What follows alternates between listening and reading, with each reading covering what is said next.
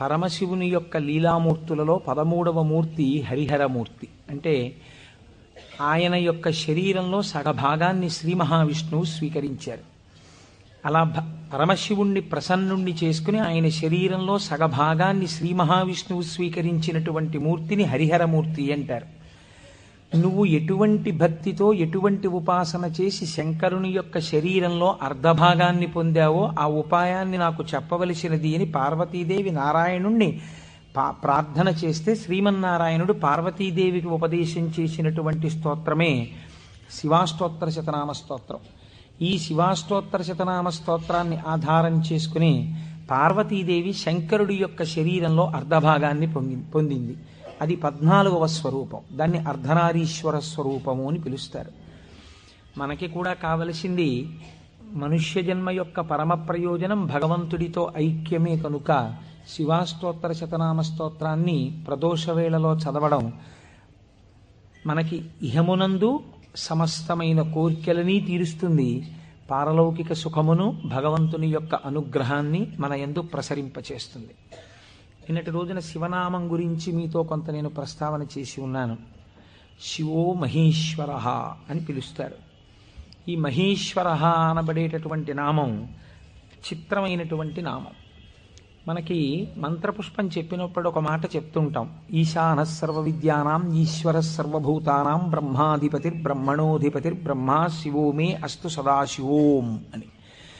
సర్వమంగళములకు కారణమైనటువంటి వాడు, సర్వ జగన్నియామకుడు, సృష్టి స్థితి లయలు చేసేటటువంటి వాడు, తానొక్కడే అయి ఉండి కానీ సృష్టి చేసినప్పుడు ఒకడిగా, స్థితికారకుడిగా ఉన్నప్పుడు ఒకడిగా, లయకారకుడిగా ఉన్నప్పుడు ఒకడిగా, మూడుగా కనపడుతూ ఆయన యొక్క అనుగ్రహము చేత జ్ఞానము కలిగినప్పుడు అవి మూడు కావు ఒక్కటే అన్న జ్ఞానము ఎవరి నుంచి ప్రసరిస్తుందో ఆయన మహేశ్వరుడు.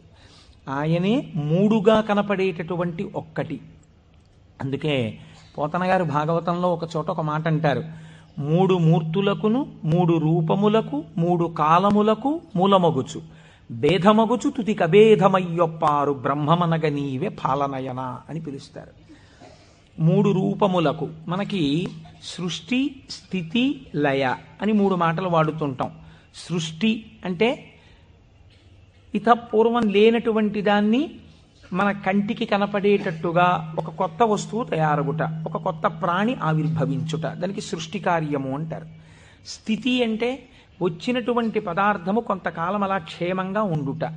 లయము అంటే ఎక్కడి నుంచి వచ్చిందో అక్కడికి వెళ్ళిపోవుట. అయితే చాలామందికి ఒక తప్పు అభిప్రాయం ఉంటుంది. రుద్రుడు లేదా శివుడు అనేటప్పటికీ ఆయన సంహారకర్త, అనగా చంపేస్తాడు బాబోయ్. శంకరుణ్ణి ప్రార్థన చేస్తే ఆయన లయకారకుడు కదండి, చంపేస్తాడంటారు. కాదు, అన్ని వేళలా లయము అన్న శబ్దానికి అర్థం కేవలం చంపేయడం కాదు. ఆయన చాలా ఉదారుడై ఉంటాడు. మీకు నేను కొన్ని ఉదాహరణలు చూపిస్తాను. మనకి లయమునందు స్వల్పకాలిక లయము అని ఒక మాట ఉంది. స్వల్పకాలిక లయం అంటే ఏమిటో తెలుసా అండి? నేను ఆఫీస్కి వెళ్ళాననుకోండి, నా ప్రయోజనం ఏమిటి? ఆఫీస్కి వెళ్ళడం దేని గురించి అంటే నా ఇంట్లో ఉన్న భార్యాబిడ్డలు క్షేమంగా సంతోషంగా ఆనందంగా ఉండేటట్టుగా వాళ్ళకి కావలసినటువంటి ద్రవ్యమును సంపాదించడానికి ఆఫీస్కి వెడతాను. ఆఫీస్ ఎంత బాగున్నా నేను ఆఫీస్లో ఉండిపోను. ఆఫీస్కి వెళ్ళడం ఎందుకంటే ఇంటికి వచ్చేయడానికి తప్ప. ఆఫీస్కి వెళ్ళి ఆఫీస్లో ఉండిపోవడానికి ఆఫీస్కి ఎవరు వెళ్ళరు, ఇంటికి వచ్చేస్తారు. ఇంటికి వచ్చేస్తే అమ్మయ్యా ప్రాణం హాయిగా ఉందంటారు. మీరు చూడండి, తీర్థయాత్రలకు వెళ్ళిన వాళ్ళు ఓ మాట అంటుంటారు, ఓ 10 రోజులో 15 రోజులో యాత్రకు వెళ్ళినప్పుడు బాగుంటుంది. యాత్రకు వెళ్ళి రాగానే మొదట వచ్చే మాట ఏమిటంటే, భార్య భోజనం పెట్టగానే ఇంట్లో చారు అన్నం అయినా ఎంత సుఖంగా ఉందోనే అంటాడు. తన ఇల్లు అనేటప్పటికీ ఒక తృప్తి. అలాగే మీ యొక్క స్వస్వరూపమునందు మీరు నిలబడినప్పుడు సుఖదుఖములనేటటువంటివి లేకుండా పరమ ప్రశాంతమైన స్థితిలో మీరు ఉంటారు. మీ స్థితి అసలు ఏమిటి? ఆనందకరమైనటువంటి స్థితి. మరి దుఃఖం ఎందుకు వస్తుంది? మనస్సు యొక్క సంకల్ప వికల్పముల వలన దుఃఖం వస్తుంది. ఆ మనస్సు సుషుప్తిలో ఆత్మలోకి చేరిపోయింది అనుకోండి, ఏమీ తెలియని స్థితిలో, అది అజ్ఞానం అంటే మనం తెలుసుకోలేం. కానీ మీరు బాగా గాఢ నిద్ర పట్టినప్పుడు ఎలా ఉంది అన్నారనుకోండి, ఎవ్వడూ కూడా ఎంత దుఃఖంగా ఉందోనండి, అంత గాఢ నిద్ర పట్టింది, ఎంత ఏడుపు వచ్చిందో ఆ గాఢ నిద్రలో అన్నవాడు మీకు ప్రపంచంలో ఉండడు. ఎంత హాయిగా నిద్ర పట్టిందో అంటాడు. ఏమిటా హాయి? మనస్సు లేకపోవడమే హాయి. మనస్సు ఆత్మలోకి వెళ్ళిపోయింది. అలా వెళ్ళిపోయి ఆత్మగా ఉండిపోతే ఎంత సంతోషమో, ఎంత హాయో, ఎంత ఆనందమో. ఈ బాహ్యమును గురించినటువంటి ఎరుక అంతా ఆగిపోతుంది. ఆగిపోయినప్పుడు గొప్ప ఆనందాన్ని పొందుతాడు. ఇలా ఆనందాన్ని పొందినటువంటి స్వరూపము ఏది ఉన్నదో ఆ ఆనందమే శంకరుడు, ఆ ఆనందమే పరమశివుడు. ఆయన ఈ నిద్ర పోయినప్పుడు దీనిని స్వల్పకాలిక లయము అని పిలుస్తారు. నిద్ర పట్టలేదనుకోండి, అంతకన్నా భయంకరమైన స్థితి ప్రపంచంలో ఇంకోటి ఉండదు, అంతకన్నా దుఃఖం కూడా ఇంకోటి ఉండదు. ఒక్కరోజు రాత్రి 1 గంట వరకు నిద్ర పట్టలేదనుకోండి, పిచ్చెక్కినట్టుంటుంది, ఏం చెయ్యాలో అర్థం కాక. ఏదో అలవాటు ఉన్నవాడైతే పుస్తకం తీసుకాసేపు చదువుకుంటే వేరు మాట అనుకోండి. నిద్ర ఎవరు ఇస్తున్నారు? నిద్రని భగవంతుడు మీరు అర్థించకుండా, మీరు ఏ ప్రయత్నమూ చెయ్యకుండా తిరిగి తిరిగి తిరిగి తిరిగి విషయ సుఖాలలో మీరు మగ్నమై ఇంద్రియములన్నీ అలిసిపోయి మనస్సు అలిసిపోతే ఈ శరీరాన్ని తీసుకెళ్ళి ఓ మంచం మీదో, పరుపు మీదో, నేల మీదో, చాప మీదో, బొంత మీదో పడుకోబెట్టేస్తే ఆయన చక్కగా ఇంద్రియాల్లో ఉన్న శక్తినంతటినీ తీసి మనస్సులో పెట్టేస్తాడు. కళ్ళల్లో ఉన్న శక్తి వెనక్కి తీసి మనస్సులో పెడతాడు. కళ్ళు తెరిచి ఉంటాయి కానీ చూడడు. ఒక్కొక్కడు కళ్ళు తెరిచి నిద్రపోతాడు, లేకపోతే సగం తెరిచి నిద్రపోతాడు, కానీ ఏం చూడలేడు, ఎందుకంటే శక్తి వెనక్కి వెళ్ళిపోయింది. చెవు దగ్గరికి వెళ్ళి మాట్లాడినా వినపడదు, ఎందుచేత ఆ చెవికి వినపడే శక్తి మనస్సులోకి వెళ్ళిపోయింది. ఇంద్రియాలలో ఉన్న శక్తి మనస్సులోకి, మనస్సు ఆత్మలోకి వెళ్ళిపోతుంది. ఈ గాఢమైనటువంటి సుషుప్తి అనబడేటటువంటి నిద్రలో ఈశ్వరుడు మనకు ఒక గొప్ప ప్రయోజనాన్ని చేకూరుస్తాడు. దీన్నే స్వల్పకాలిక లయము అంటారు. మనం ఛార్జింగ్ లైట్ని కరెంటుతో ఛార్జ్ చేసినట్టు ఈ మనస్సు ఇంద్రియముల యొక్క శక్తి తీసుకుని ఆత్మలోకి వెళ్ళి కూర్చుంటుంది. కూర్చున్నప్పుడు ఈ ఆత్మ మళ్ళీ మనస్సుకి ఇంద్రియములకు కావలసినటువంటి బలాన్ని ఇస్తుంది. తెల్లవారి నిద్ర లేవగానే మనస్సు మేల్కొంటుంది. మేల్కొనడం అంటే ఆత్మ నుంచి విడివడుతుంది. అసలు యథార్థమునకు సృష్టి, స్థితి, లయ అన్నవి ఎక్కడ దర్శనం చేయాలో తెలుసా అండి? మీరు ఇక్కడే దర్శనం చెయ్యాలి. అది మహేశ్వర స్వరూప దర్శనం అవుతుంది. మీకు ఎలా దర్శనం చెయ్యాలి? మీకు నిద్ర లేవగానే మొట్టమొదటి ఆలోచన అయితే వచ్చిందో దానికి మీరు సాక్షిగా ఉన్నారనుకోండి. తెలివి రాగానే నాకు మొదట ఏం ఆలోచన వచ్చింది అంటే ఆలోచన మనస్సు యొక్క స్వరూపం. అది ఏం ఆలోచించిందని మీరు ఆలోచనని పసిగట్టి వేరుగా ఉండడం మీరు ఆత్మగా ఉండడం. ఆత్మగా ఉండి మీరు మొదటి ఆలోచనని చూశారనుకోండి, దాని ఆలోచనల్ని చూడడం మీకు అలవాటు అవుతుంది. ఇది సృష్టి, చతుర్ముఖ బ్రహ్మ దర్శనం. కాబట్టి బ్రహ్మగారికి పూజ లేదు. ఎందుకనంటే ఆ సంకల్ప దర్శనము చేత మాత్రమే మీరు బ్రహ్మదర్శనం చేసేస్తారు. సృష్టి ప్రారంభమైంది అంటే మీ మనస్సు బయటికి వచ్చింది. ఇప్పుడు మీకేం కావాలి? స్థితి కావాలి. స్థితి అంటే నిర్వహణ శక్తి కావాలి. కొన్ని సంకల్పములను మనస్సు చేస్తుంది, వీటిని విడగొట్టగలిగిన ప్రజ్ఞ కావాలి. అది వ్యగ్రతతో ఇవాళ ఈ పని చెయ్యి అంటుంది, నేను చేయను.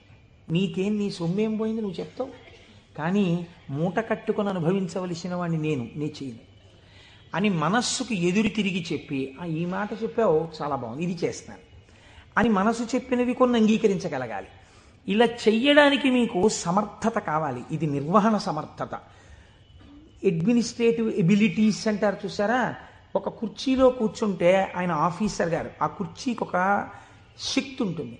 ఆ శక్తిని పొంది ఉన్నవాడు స్థితికారకుడు. స్త్రీగా చెప్తే నారాయణి అమ్మవారు, పురుషుడిగా చెప్తే శ్రీ మహావిష్ణువు.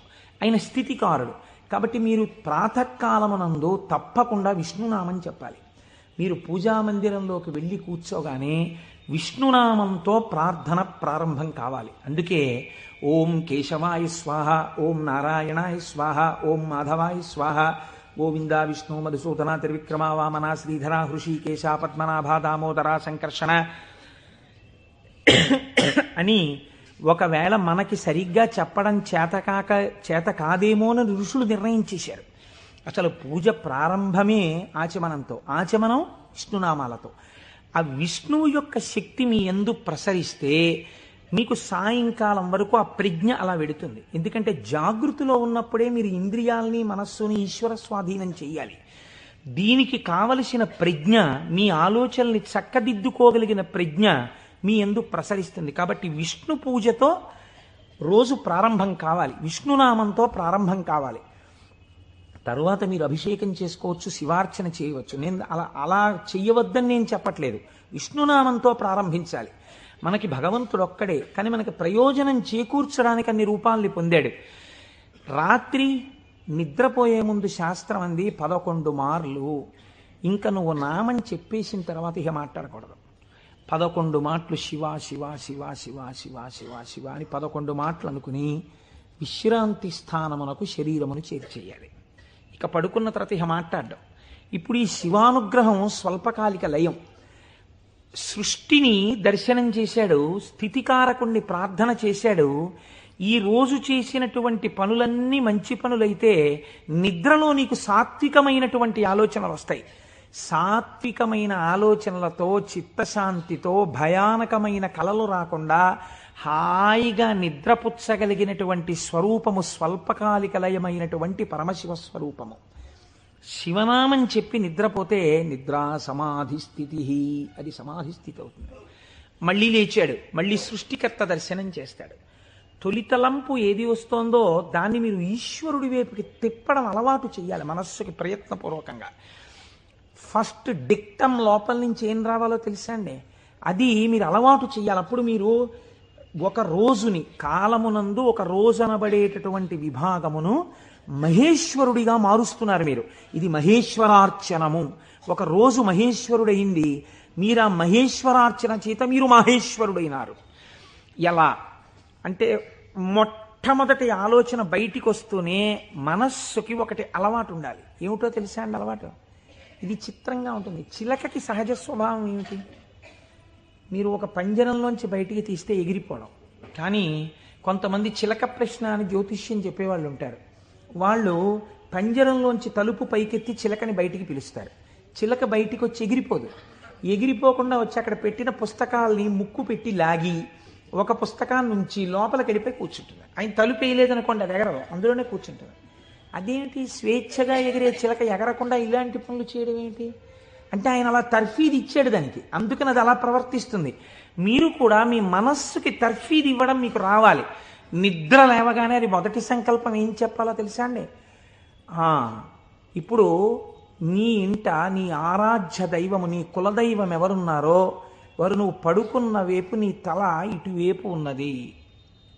సాధారణంగా నిద్రపోయేటప్పుడు ఎడమ వైపుకి నిద్రపోమ్మని శాస్త్రం. నువ్వు కొంచెం ఓరగిలా పడుకుని కొద్దిగా తల కుడిపక్కకి తిప్పి నీ కన్నులు విప్పితే నీ దృష్టి ప్రసారము తిన్నగా నీ కులదేవతా స్వరూపము మీద పడుచున్నది. అది లక్ష్మీనారాయణులు కానివ్వండి, పార్వతీ పరమేశ్వరులు కానివ్వండి. నేను దాని యందు అభ్యంతర ప్రకటన చెయ్యను, ఉన్నది ఒకటే పరబ్రహ్మం. కనుక ఇది మొదటి ఆలోచన కావాలి. ఇది మనస్సుకి మీరు అలవాటు చేయాలి. అంతేకాని టైం అయిపోతోందని గడియారం వంక చూస్తూ కంగారుగా లేవడం అలవాటు కాకూడదు. మీ తల తిప్పి మీ కళ్ళు విప్పితే మీ మొట్టమొదటి దృష్టి ఇలా చెదురుతూ బాగా నిద్రపోయినటువంటి కనులలోంచి జరిగిన మొదటి కిరణ ప్రసారము పరమేశ్వర మూర్తి మీద పడడము చేత పరావర్తనము చెంది ఆ పార్వతీ పరమేశ్వర లేక లక్ష్మీనారాయణ దర్శనము ఇక్కడ జరిగి ఈ కంటితో చూసి లేచిన తర్వాత కాలు పెట్టే ముందు మనస్సు మళ్ళీ సముద్రవసనే దేవి పర్వత స్తనమండలే అని ఒక శ్లోకం చెప్పి కిందకి దిగగానే, గురువుగారు మీరు నాకు ఉపదేశం చేశారు, మీరు చెప్పిన బుద్ధితో ఈనాటి నా రోజు గడుచుగాక అని నేల మీద పడి గురువుగారి పాదాల్ని ఒక్కసారి మనస్సులో ధ్యానం చేసి వారి పాదాలకి శిరస్సు తాటించి పైకి లేవడం. ఇది మీకు అలవాటు అయిందనుకోండి, మీకు తెలియకుండా మీరు మొదటి ఆలోచన రావడానికి సాక్షి. ఇప్పుడు ఈ ఆలోచనని మీరు ఒక దిశానిర్దేశం చేస్తున్నారు. ఇది స్థితికారకత్వం. అసలు నిజంగా ఒడిసి పట్టడం. ఇలా తిప్పడాన్ని యథార్థమునకు ఒక రోజును మహేశ్వరుడిగా మార్చుట కాకుండా ఎక్కడో మహేశ్వరుడు ఉన్నాడు, ఆయన సృష్టికర్త స్థితికర్త ప్రళయకర్త. మీరెప్పటికీ సృష్టికర్త స్థితికర్త ప్రళయకర్త దర్శనం చేస్తారు? లలితా సహస్రనామంలో, లలితా అష్టోత్తరంలో అమ్మవారికి ఒక నామం ఉంది, భావనామాత్ర సంతుష్టాయై నమః. మీ భావన ఎలా ఉందో దాని చేత ఆవిడ సంతుష్టురాలవుతుంది, ఆవిడ ఆనందిస్తుంది. ఇక్కడ మీరు భావన చేస్తుంటే ఈ శక్తి అంతా ఆవిడే, ఇక్కడ ఉన్న శక్తి, ఇక్కడ ఉన్నటువంటి ప్రకృతి వికారమైన శరీరం ఆవిడే. ఇది ఆయన్ని కోరుతోంది. దీన్ని దానితో కలపాలని ఆవిడ తెర పైకెత్తుతుంది. ఇది మాయా అన్న అవనిక ఒక రోజున పైకెత్తేస్తుంది ఆవిడ. అప్పుడు మీరు దాంతో కలుస్తారు. ఇది జీవితంలో అనుసంధాన ప్రక్రియగా వెళ్ళవలసినటువంటి మహేశ్వర స్వరూపం. అంతేకాని మహేశ్వర స్వరూపం అనగా ఏదో దేవతలందరి చేత పూజింపబడువాడు, నేను దాన్ని దోషం అంటలేదు, నేను తప్పంటలేదు. కానీ మీరు అలా అనుసంధానం చేసుకుంటే అది భక్తికి బాగా పనికొస్తుంది. అందులో నేను ఎంతమాత్రము దోషమెంచను. కానీ మీకు ఇది నిత్య జీవితమునందు అలవాటులోకి తెచ్చుకోవలసినటువంటి ప్రక్రియ. మీరు ఇలా దర్శనం చేస్తూ వెళుతున్నారనుకోండి, మీ లయ పరమశివుడు. మీరు ఇప్పటిదాకా ఎవరితో కలిసి ఉన్నారు అని అడిగారనుకోండి, నిద్ర లేవగానే మీరు ధైర్యంగా చెప్పగలగాలి, నేను ఇప్పటి వరకు కైలాసమునందు పార్వతీ పరమేశ్వరులతో కలిసి ఉన్నాను. అది నా నిద్ర. ఎందుచేత? నా నిద్రని నేను అలా స్వీకరించాను పడుకోబోయే ముందు. నేను లేచినప్పుడు నేను చతుర్ముఖ బ్రహ్మ దర్శనము చేత సృష్టికర్త దర్శనమే నా యొక్క మేల్కొనుట. నా పూజామందిర ప్రవేశము స్థితికర్త యొక్క ప్రార్థన. నా నిన్నటి రోజు సృష్టికర్త, స్థితికర్త, ప్రళయకర్తల యొక్క సమాహారము, మహేశ్వర స్వరూపముగా నా చేత ఉపాసన చేయబడిన కాలము. కనుక నేనెవరినయ్యాను? మహేశ్వరోపాసన చేత నేను ఒక మహేశ్వరుడనైనాను. ఇది మీ జీవితమునందు రావలసిన ప్రక్రియ. ఇలా చెయ్యగా చెయ్యగా చెయ్యగా చెయ్యగా భ్రమరకీటక న్యాయంలో ఒకనాడు మీరు ఆ స్వరూపాన్ని పొందుతారు. ఇలా కాకుండా వేరొక రకమైనటువంటి ఆలోచనతో జీవితం వెళ్ళిందనుకోండి, వ్యగ్రతతో, అసలు మీరు ఆత్మలోంచి విడిపడడంలో మీకు కృతజ్ఞతాభావం లేదు. ఆ నిద్ర పట్టింది, లేవడం దేనికోసం? న్యూస్ పేపర్ కోసం. న్యూస్ పేపర్ తీస్తే ఏముంటుంది? న్యూస్ పేపర్కి ఎప్పుడు ఏం కావాలంటే మళ్ళీ రేపు కూడా మీరు 3 రూపాయలు ఇచ్చి కొనుక్కోవడానికి తగినటువంటి ఉద్వేగమును మీ యందు కల్పింపగలిగినటువంటి ప్రధానమైన వార్తని హెడ్లైన్స్గా వెయ్యాలి. అది పేపర్ టెక్నిక్. అంతేగాని మీ మనస్సుకి ఉల్లాసమును కల్పించేటటువంటి ఒక సాత్వికమైన విషయాన్ని తీసుకొచ్చి హెడ్లైన్స్గా వాళ్ళు ఎందుకు వేస్తారు? పేపర్ని కూడా మీరు దోషం పట్టకూడదు. అది వాళ్ళ యొక్క జీవన విధానం, అది పేపర్ యొక్క లక్షణం. అందరూ అలా కోరుకుంటున్నారు. కాబట్టి అందులో ఉద్వేగం ఉండి తీరుతుంది. ఉద్వేగము ఉండి తీరుతున్న విషయాన్ని నువ్వు ముందెళ్ళి పట్టేసుకుని పూజామందిరంలోకి వెళ్ళారనుకోండి, ఇప్పుడు మీ మనస్సు ఏమవుతుందంటే ఈ ఉద్వేగపూరితమైన విషయాన్ని మనస్సు పట్టుకుంది కాబట్టి దాన్ని పట్టుకు తిరుగుతుంటుంది. ఇక్కడ ఓం కేశవాయ స్వాహ, ఓం నారాయణాయ స్వాహ, ఓం మాధవాయ స్వాహ అంటుంటాడు. కానీ చూసా అక్కడ ఎలా అయిందో, ఎలా దెబ్బలాడుతున్నారు, ఏమిటో ఈ లోకం. ఇంకెందుకు ఆ పూజ అంటే? పట్టుకోకూడని వస్తువును ముందు పట్టుకుని నువ్వు ప్రారంభం చేశావు. మనస్సు చించలమైంది. దానికి సాత్విక భావనతో ప్రారంభం చెయ్యాలి. పరమ సత్వగుణ ప్రధానుడై, స్థితికారకుడై మీ మనస్సుని ఆహ్లాదపూరితముగా ఉంచి ఈశ్వరాభిముఖం చేయగలిగిన శక్తి విష్ణు శక్తి. అందుకని విష్ణునామంతో రోజు ప్రారంభం కావాలి. కనుక ఇది మీరు నిత్య జీవితంలోకి మహేశ్వర స్వరూపాన్ని తెచ్చుకోవలసినటువంటి విధానం. ఇప్పుడు ఈ మహేశ్వరుడు మీరు మామూలుగా వాంగ్మయ రీత్యా చూసినప్పుడు ఈయన నియంత నియంత అన్న మాట నేను తేలికగా ఎందుకు వాడేశానో తెలుసా అండి? అది పౌరాణికమైన భాషలో వాడబడిన మాట కాదు. నువ్విలా ఎందుకు చేశావు అని వేరొకరు అడగలేనివాడు. ఈ ఈశ్వరుడు యొక్క స్థితి ఎలా ఉంటుందంటే, అసలు మీరు అలా అడగడానికి వస్తువుని ఆయన మీకు దూరం చెయ్యాలి, మీ చేత ఏడిపించాలి. అది ఆయన తప్ప ఒప్ప? మీరు చేసిన పాపపుణ్యాలను ఆయన లెక్క రాసుకున్నాడు. నాకు వద్దు అంటే, నాకు దుఃఖం వద్దంటే చెయ్యకు పాపం. దుఃఖం వద్దనుకుంటే పాపం చెయ్యకు. ఈశ్వరుడు నీకు పుణ్యమే చేస్తే నీకు సుఖమే ఇవ్వడానికి ఆయన సిద్ధంగా ఉన్నాడు. నువ్వు బురదగుంటలో పడుకుని నాకు పన్నీటి వాసనలో కొట్టాలి నా శరీరం అంటే ఎందుకు కొడుతుంది? ఎలా కొడుతుంది? నువ్వు ఏం చేశావో దాని ఫలితాన్ని నువ్వు పొందుతూ ఉంటావు. కాబట్టి ఈశ్వరుడు నీ కంటికి కనపడి ఫలితాన్ని ఇవ్వడు. వెనక నుండి ఫలితాన్ని ఇస్తాడు. ఇదే పోతన గారు అంటారు, స్త్రీ పురుష నపుంసకమూర్తియును కాక తిర్యక అమర నరాది మూర్తియును కాక కర్మ గుణ భేద సరసత్ప్రకాశి కాక వెనుకనన్నియుతానగు విభుతలంతు. ఆ వెనకనున్న పరమాత్మ ఉన్నాడే, నేను ఆయనకి నమస్కరిస్తున్నాను అన్నారు. ఇప్పుడు చూడండి, ఆ మహేశ్వర శబ్దం గురించి అన్నారు, త్వం ఈశ్వరాణం పరమం మహేశ్వరం తం దేవతానాం పరమంచ దైవతం.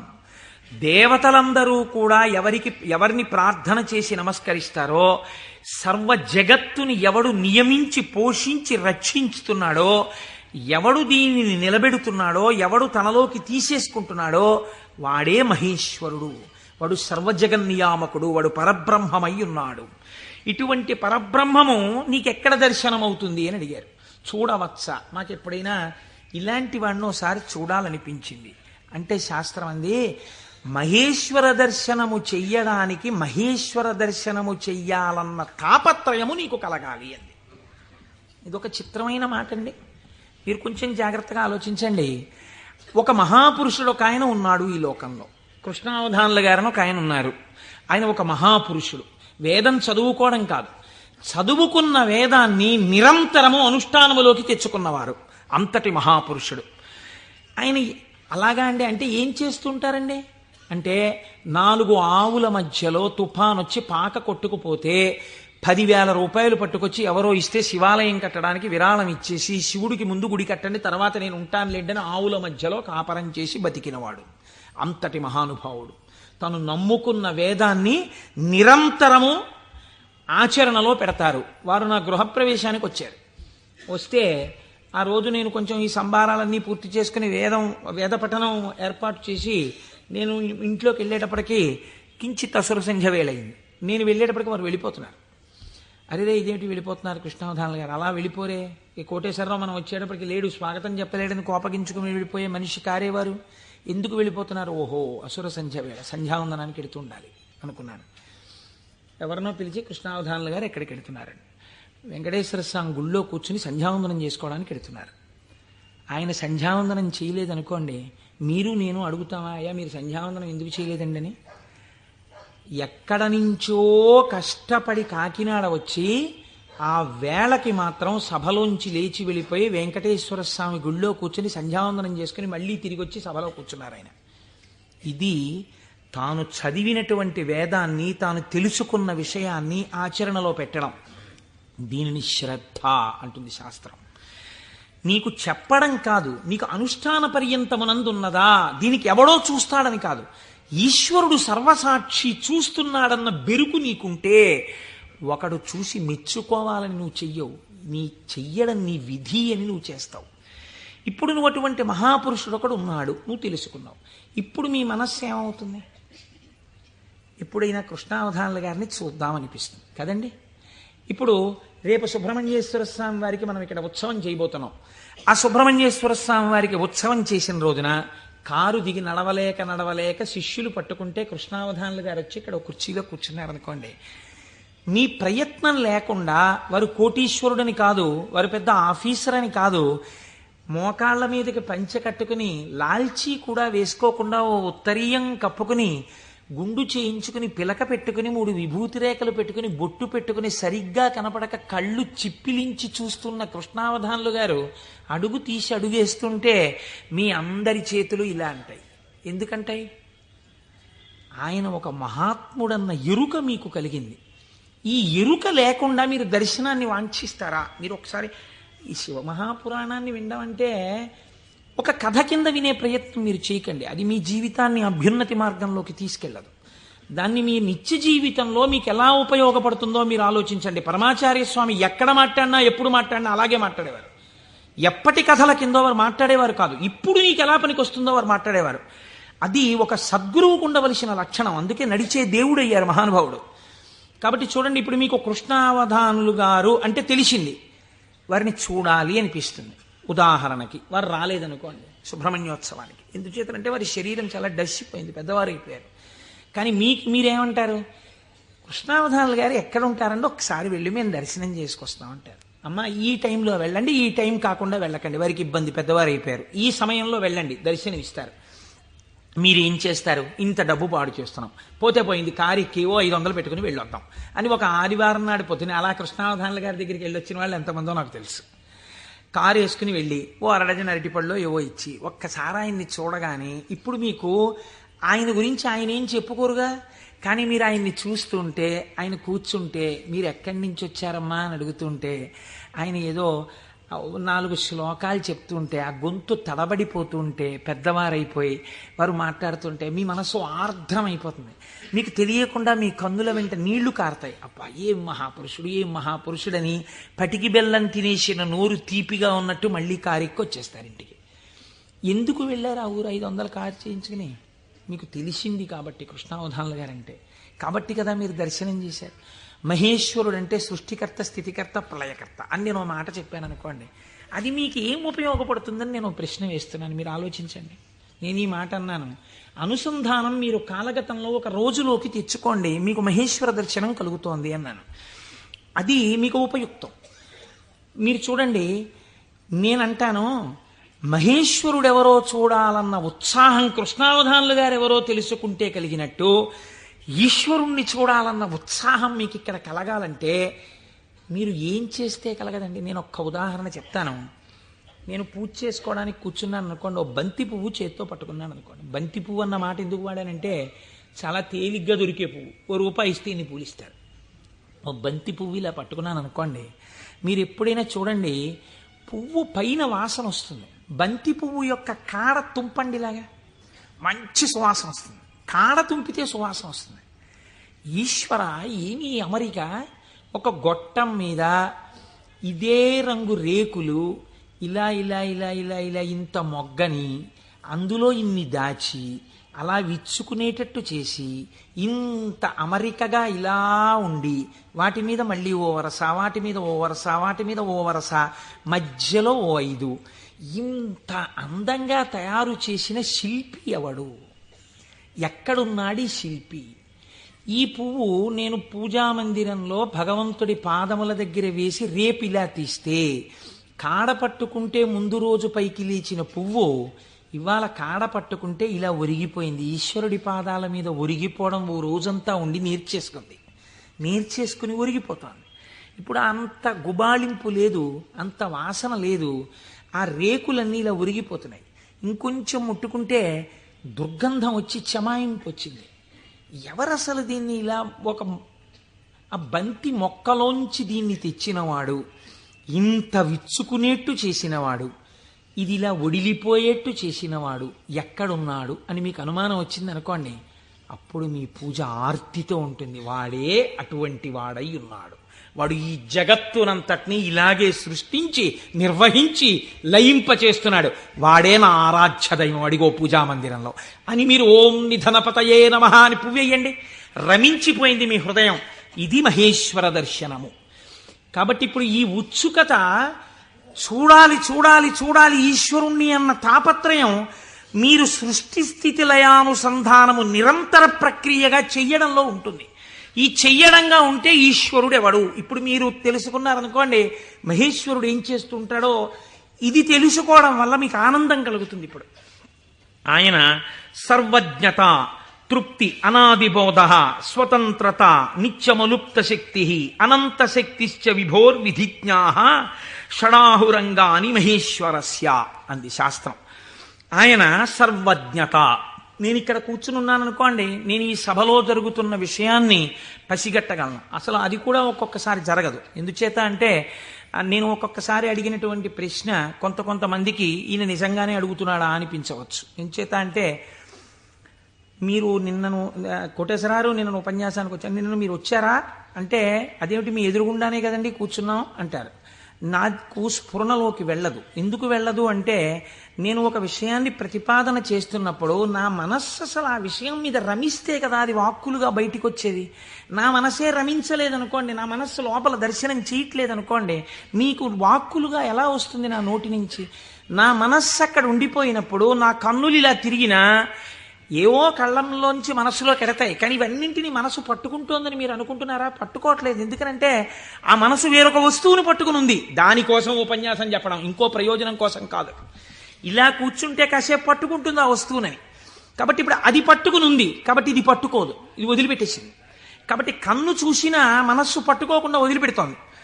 అలా మీకు నా యొక్క సర్వజ్ఞత యందు ఒక పరిధి ఉంది. నేను ఇక్కడే ఉన్నా నాకు కొన్ని తెలియవు. ఈశ్వరుడు అలా కాదు. మహేశ్వరుడంటే సమస్త ప్రాణుల యొక్క హృదయగతమైన అభిప్రాయములను కూడా తెలుసుకోగలడు. మీరు బాగా గుర్తుపెట్టుకోండి. మీరు చేస్తున్న పూజని చూసి నేను పూజ చేసుకుంటున్నాను అనుకోండి, ఉదాహరణ, వేరొకరి మీద ఎందుకు పెట్టాలి? నేను పరమ డాంబికంగా ఇన్ని పువ్వులు పెట్టుకుని ఓం నిధనపతయే నమః, ఓం నిధనపతాంతికాయ నమః, ఓం ఊర్ధ్వాయ నమః, ఓం ఊర్ధ్వలింగాయ నమః అన్న పూజామందిరంలో కూర్చుని పుష్పార్చన చేస్తున్నాను అనుకోండి. మీరు కోటేశ్వరరావు గారు ఉన్నారా అండి అని హాల్లోకి వచ్చి కూర్చున్నారనుకోండి. ఆహాహా, ఏం పూజ చేస్తున్నాడండి కోటేశ్వరరావు, నిజంగా ఏమి ఉచ్చారణ, ఏమి నామాలు చెప్తున్నాడు అని మీరు ఇక్కడ గబగబా సోఫాలో కూర్చున్న వారి కింద కూర్చుని కళ్ళు మూసేసుకుని, ఇప్పుడు ఆయన ఇలా పువ్వులు వేస్తుంటారు, ఇలా నామం చెప్తుంటారని మీకు ఆ నామాలు రాకపోయినా మనస్సులో ఇలా ఇలా మీ చెయ్యి అంటూ మీరు పువ్వులు వేసేస్తూ మీరు కూర్చున్నారు. అక్కడ పూజ చేస్తున్న నేను నామాలు నోటితో చెప్తున్నాను, కానీ నా మనస్సు రేపు ఉదయం నేను పెళ్లికి వెళ్ళాలి, ఈ పెళ్లికి వెళ్ళినప్పుడు మనం 10ంటికి ఆఫీస్కి వెళ్ళిపోగలమా, లేకపోతే 1 గంట పర్మిషన్ పెట్టి 11 గంటలకు వెళ్ళిపోగలమా, ఒకవేళ వాళ్ళు భోజనానికి ఉండిపోమ్మంటే దీన్ని వంట చేయమని చెప్పడమా, అక్కర్లేదులే భోజనానికి ఎడదామందామా, భోజనానికి ఎడదామంటే ఇది మీరు వచ్చి నన్ను తీసుకెడతారా ఆఫీస్కి అయితే అంటుందేమో. ఇప్పుడు ఎక్కడున్నాను నేను వాళ్ళ ఇంట్లో పెట్టే భోజనం దగ్గర ఉన్నాను. పైకి ఏం చేస్తున్నాను? ఓం నిధనపతయే నమః, ఓం నిధనపతాంతికాయ నమః. నా పూజ వింటున్నవాడు, హాల్లో కూర్చున్నవాడు ఏం చేస్తున్నాడు? ఆయన కోటేశ్వరారు ఎంత బాగా పూజ చేసుకుంటున్నారో అని తను వచ్చిన పని మర్చిపోయి అని తను రమించిపోయి ఇక్కడ ఈశ్వరుణ్ణి చూస్తూ ఆయన పాదాల మీద బొడ్డు మల్లెలు వేసేస్తున్నాడు. ఇప్పుడు పూజ చేసిన ఫలితం ఈశ్వరుడు ఎవరికి వేస్తాడో తెలుసా అండి? హాల్లో కూర్చుని ఆయనకి వేస్తాడు. కోటేశ్వరరావుకి ఏం వేస్తాడో తెలుసా అండి? ఆయన పూజ చేసుకునేటట్టుగా గట్టిగా నామాలు చెప్పిన ఫలితం వేస్తాడు. చూసారా? ఇది సర్వజ్ఞత. ఇది మీకు దొరకదు. మీరేమంటారు? నేను బయటకు వస్తే కోటేశ్వరరావు పూజ చేసుకున్నారంటారు. హృదయగతమైన అభిప్రాయమును పట్టగలిగిన వాడు. అందుకే శివానందలహరిలో శంకరాచార్యుల వారు మాట అన్నారు, వటుర్వా గేహీవా ఇతిరపి జటీవా తదితరో నరోవా యక్కశ్చిద్భవతు భవకింతేన భవతి యదీయం హృత్పద్మం యది భవతధీనం పశుపతేః తదీయస్త్వం శంభో భవసి భవభారంచ వహసి. నువ్వు వటువా మాకు చెప్పకు. నేను ఉపనయనం చేసుకున్న వటువునండి, ఏం కావాలి మాకైతే? నువ్వు సంధ్యావందనం చేస్తావా, గాయత్రి చేస్తావా చెప్పు. గేహీవా, నేను గృహస్థాశ్రమంలో ఉన్నాను, అయితే ఎవరికి గొప్ప? గేహీవా ఇతిరపి జటీవా తదితరో, అబ్బో మిగిలిన ఆశ్రమాలు ఏవైతే కానివ్వండి, మాకేమిటి గొప్ప? ఇవి కాదు. నీ మనస్సుని ఈశ్వరుడి పాదముల మీద పెట్టడం నీకొచ్చా? నీకొస్తే చెప్పు. ఈశ్వరుడు నీ వెంట పరిగెడుతున్నాడు, నీ మనస్సు అక్కడ పెట్టడానికి నువ్వు చేస్తున్నటువంటి పరిశ్రమకు పూజ అని పేరు. నీకు అది అలవాటు అవ్వడానికి పూజ చేస్తున్నావు. నువ్వు అది అలవాటు అయిపోతే ఎక్కడున్నా పూజ చేయగలవు, అంటే దాని అర్థం పూజ మానేయమని కాదు. కాబట్టి హృదయగతాభిప్రాయమును పట్టగలిగినటువంటి వాడు. ఇది సర్వజ్ఞత, స్వతంత్రత. ఇవి రెండు ముడిపడి ఉంటాయి ఈశ్వరుడితోటి. అన్నీ చూస్తూ ఉంటాడు. ఏకకాలమునందు సమస్త చరాచర జగత్తులో ఉన్నటువంటి ప్రాణుల యొక్క హృదయాంతర్గత భావములను తాను చూస్తాడు. చూసి ఆ భావముల యొక్క పరిపుష్టి చేత మోక్షాన్ని కూడా అనుగ్రహించేస్తాడు. మీకు పైకి దొరకదు, మీకు ఒక్క నాటికి పైకి చూస్తే దొరకదు. నేను మీకు దీనికి ఒక ఉదాహరణ చెప్తాను. మనం ఇవి వినటం చేతనే పరమశివుడు ప్రసన్నుడవుతాడు. పెరియ పురాణం అని మనకి నాయనార్ల చరిత్ర చెప్తుంది. అందులో శాక్య నాయనార్ అని ఒక నాయనార్. ఆయనకి గొప్ప శివభక్తి తత్పరుడు. కానీ ఆయన ఉన్నటువంటి రోజులు ఎటువంటివంటే శివుడి గురించి మాట్లాడడం కానీ, శివాన్న నామం చెప్పడం కానీ, శివార్చన చెయ్యడం కానీ కుదరనటువంటి భయంకరమైన పరిస్థితులలో ఆనాటి రోజులున్నాయి. లోపల పరమభక్తి, శివారాధన చెయ్యాలని. కాంచీపురంలో ఉండేవాడు మహానుభావుడు. శివలింగాన్ని ఒక దాన్ని తీసుకొచ్చి రోడ్డు మీద పెట్టారు ఆ రోజుల్లో. ఈయన కోరిక ఏమిటంటే మనసులో ఒక్కసారి ఆ శివలింగం దగ్గరికి వెళ్ళి ఇన్ని పువ్వులు పట్టుకొని కాస్త 2 నామాలు చెప్ప శివలింగం మీద పూలెయ్యాలని. ఆ రోజుల్లో పరిస్థితి ఏమిటంటే శివలింగం మీద పూలు ఎవడైనా వేశాడో, శివుడికి నమస్కరించాడో ప్రళయమే. కాబట్టి ఇప్పుడు ఎలా శివ పూజ చేయడం? ఆయన ఏమించుకున్నాడంటే మార్గం, శివార్చన చేయని వాడిలా పైకి కనపడాలి, లోపల శివార్చన చేస్తున్న కోరికకి తీరాలి.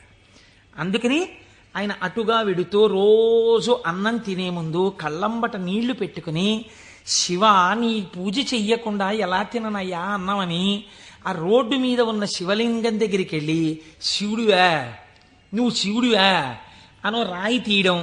ఇంత పెద్ద చామంతి పువ్వు నా చేత్తో పట్టుకున్నాను అనుకుని శివట నిలబడేసేవాడు. లోపల చామంతి పువ్వు వేశాను, శివుడివా అని మళ్ళీ ఇలా తీయడం, శివ అని మళ్ళీ ఇలా ఓ రాయేయడం. ఇంత బొడ్డు మల్లె వేశాను. పరమశివుడి పాదాల మీద ఏం పడ్డాయో తెలుసా అండి? చామంతి పూలు, మల్లెపూలు పడ్డాయి. చూసే వాళ్ళందరూ ఏమనుకున్నారో తెలుసా అండి? వీడు అసలు నిజంగా మన మాట వింటున్నవాడు, చూసావా శివలింగం మీద రాళ్ళు వేస్తున్నాడు వీడు, వీడిని మనం చాలా గౌరవంగా చూడాలనుకున్నాం. లోకానికి అర్థం అవుతుందా, శివుడికి అర్థం అవుతుందా? శివుడికి అర్థం అవుతుంది. ఇది శాక్యనాయనార్ జీవితం, ఇంతే ఆయన పూజ. ఇది ఆర్తిలోంచి వచ్చిన పూజ. ఒకరోజు ఆయన అన్నం తినడానికి కూర్చున్నాడు, భార్య వడ్డించింది. వడ్డిస్తే అన్నం తినబోయాడు. శర్వహ అనో నామం జ్ఞాపకానికి వచ్చింది. ఈ అన్నం నాకు పెట్టినవాడు శంకరుడు, లోపలికెడితే జీర్ణం చేస్తున్నవాడు శంకరుడు, అగ్నిని ఆదేశించి అన్నాన్ని ఉడికేటట్టుగా నా ఇంట పాచకుణ్ణి చేసినవాడు శంకరుడు, నీటిగా ఈ అన్నం ఉడికేటట్టు కలిసినవాడు శంకరుడు. నేను శంకరుణ్ణి, నేను పశువు తిన్నట్టు ఈ అన్నం తినడానికి వచ్చాను. ఇవాళ శివలింగం మీద 4 పువ్వులు వేయడం మర్చిపోయానని అన్నపు పళ్ళెం దగ్గర లేచి భార్యకి చెప్పకుండా పరుగున శివలింగం దగ్గరికి వెళ్ళాడు. పూజ చేయకూడదు, పరిస్థితులు ఎలా ఉన్నాయి? నిలబడి 4 రాళ్ళు తీసి శివుడివా అని మళ్ళీ వేశాడు. వేస్తూ ఇంతకన్నా చెయ్యలేకపోతున్నానయా అని కన్నుల నీరు కార్చాడు. వెంటనే ఈశ్వరుడు ఆయనకి నటరాజమూర్తిగా సాక్షాత్కరించి తనలోకి కలిపేసుకున్నాడు. ఇప్పుడు మీరు చెప్పండి, శాక్యనాయనార్ జీవితంతో మీకేమర్థం అవుతోంది? మహేశ్వరుడన్న శబ్దం చేత మీ సంకల్పములను, మీ హృదయ శుద్ధిని, మీ చిత్తశుద్ధిని చూడగలిగినవాడు. ఇది ఆయన స్వతంత్రత. ఇప్పుడు మీరు బాహ్యంలో ఆయన లోపల చేసింది మీకు తెలియదు. అంటే శంకరుడి మీద రాళ్లు వేసినటువంటి వాడికి మోక్షం ఇచ్చినవాడు శంకరుడు అని మీరు సిద్ధాంతం చేశారనుకోండి, మీరు నేను అలా వేస్తే ప్రమాదాలు వస్తాయి. కాబట్టి లోపల ఏ భావనతో ఒక్క రాయి వేసినా దాన్ని భావనకి అనుగుణంగా తీసుకుని ఉద్ధరించి, చాలు పొంగిపోయాను రా నీ భక్తికని అన్నం విడిచిపెట్టి 4 రాళ్లతో పూజ చేసిన వాడికి మోక్షం ఇచ్చినవాడు. ఇలా చేస్తే మోక్షం ఇవ్వాలని ఏమైనా రూల్ ఉందా? అలా నియమాలు ఏముండవు. ఈశ్వరుడి స్వతంత్రత, ఆయన ఇయ్యగలడు. ఇది మహేశ్వర శబ్దము చేత ప్రతిపాదింపబడుతుంది. ఇది ఆయన శక్తికి లోపం ఉండదు. ఆయన ఇది చేశాడు కాబట్టి ఇంక ఇది చెయ్యలేడని మీరు చెప్పలేరు. ఆయన శక్తి క్షీణించిపోయిందండి, ఆయన అలిసిపోయాడండి, అలా ఏం ఉండదు. నిరంతర ఉత్సాహముతో ఉంటాడు. ఎప్పుడూ ఆయన శక్తి క్షీణించడం అన్నది ఉండదు. అటువంటి వాడెవడో సర్వజ్ఞత, తృప్తి అన్న మాట ఎప్పుడు వస్తుందండి? మీరు చూడండి, ఒక ఆయనకి పెద్ద బంగళా ఉంది, కానీ ఆయన ఎప్పుడు ఎక్కడ కూర్చుని ఉంటారంటే ఆ ఇంటి పెరట్లో ఓ చక్కటి పూలతోట ఉంది, అందులో ఆయన ఒక ఈజీ చైర్ వేసుకుని అందులో కూర్చుని ఉంటారు ఎక్కువ. మా దొరగారు ఎక్కువగా వేప చెట్టు కింద కూర్చుని ఉండేవారు. వేప చెట్టు కింద కూర్చుని దొరగారు ఉన్నారు కాబట్టి దొరగారు ఇంట్లో ఉండడానికి అవకాశం లేదు. ఐశ్వర్యవంతులు శిష్యులున్నారు. ఏమిటి ప్రారంధం? ఇన్ని కన్నాలతో ఉన్నటువంటి తువ్వాలతో ఎలా తుడుచుకుంటున్నారు? మీకు ఒక మంచి తువ్వాలే కొనివ్వలేమా అన్నారంటే ఆయన అన్నారు, ఎవరు చెప్పారు మీకు నా తువ్వాలు కన్నాలతో ఉందని? సహస్రాక్షుడే నా తువ్వాలు, ఇంద్రుణ్ణి తువ్వాలుగా తుడుచుకుంటున్నాను, అందుకే చూడండి దానికి 1000 కళ్ళుంటాయన్నారు. ఇది తృప్తి. తనకిది లేదన్న భావన ఉండదు. అంతా నాదే, నాది కాంతి ఏమిటన్న భావనతో బతుకుతారు పెద్దలు. కాబట్టి అటువంటి తృప్తి మహేశ్వరుడి సొత్తు. కాబట్టి ఇటువంటి స్వతంత్రత, ఇటువంటి శక్తి కలిగిన వాడు ఏదైనా చేయగలడు. ఇక్కడ మనకి ఒక అనుమానం వస్తుంది, ఏమన్నా అంతా బాగుంది కానీ మనందరికీ ఎందుకంటే అలా కనపడదు? మరి మనందరికీ కూడా అలా తెలిసిపోయి హాయిగా భావన లోపల నాటుకుపోయింది అనుకోండి, ఇంకా మనందరం మీరు చెప్పేది ఏముంది, రేపు పొద్దున్న నుంచి మీరు కింద కూర్చోండి మేము అందరం చెప్తాం ఆ పతంజలి చెప్పినట్టు 1000 నాలుకలతోటి అంటే మరి ఎందుకు నిలబడదు? ఇది మీరు చాలా జాగ్రత్తగా కనిపెట్టవలసినటువంటి రహస్యం శాస్త్రంలో. మాయినంతు మహేశ్వరం, ఆయన మాయ ఆయనని చూడకుండా మిమ్మల్ని అడ్డగిస్తుంది. ఆ మాయ ఆయన అనుగ్రహం చేతనే తొలగుతుంది. మాయ అంటే ఉన్నదా లేనిదా? ఉన్నట్టు కనపడి లేనిది. అది చిత్రం. అది ఎవరిది? ఈశ్వరుడిదే. ఈశ్వరుడిదే అయిన మాయ ఈశ్వరుణ్ణి కనపడకుండా చేస్తుంది. ఏమిటండి మీ మాటలు అయోమయంగా ఉన్నాయి? నేను మీకు ఉదాహరణ చెప్తాను. మేఘం ఎవరి వలన వచ్చింది? సూర్యుడి వలనే వచ్చింది. సూర్యుడు సముద్రములో ఉన్నటువంటి నీటిని లాగాడు. నీటిని లాగితే నీటి ఆవిరిగా వచ్చి మేఘం ఏర్పడింది. ఈ మేఘం సూర్యుడికి అడ్డొచ్చింది. ఇప్పుడు సూర్యుడు కనపడ్డా? కనపడ్డ మేఘం అడ్డొచ్చేసింది. సూర్యుడి చేత తపింపబడిన సముద్ర జలములు ఆవిరిగా పీల్చబడితే మేఘమై సూర్యుడినే అడ్డినట్టు ఈశ్వరుడి యొక్క శక్తియే మాయగా పరిణమించి ఈశ్వరుడు కనబడకుండా చేస్తుంది. ఈ మాయ తొలగడం ఎవరి వల్ల తొలగుతుందో తెలుసా అండి? ఈశ్వర వాక్కు వలన, ఈశ్వర స్వరూపులైన గురువాక్యముల వలన. నిరంతర గురువాక్య శ్రవణమే మాయ తొలగుటకు సాధనము.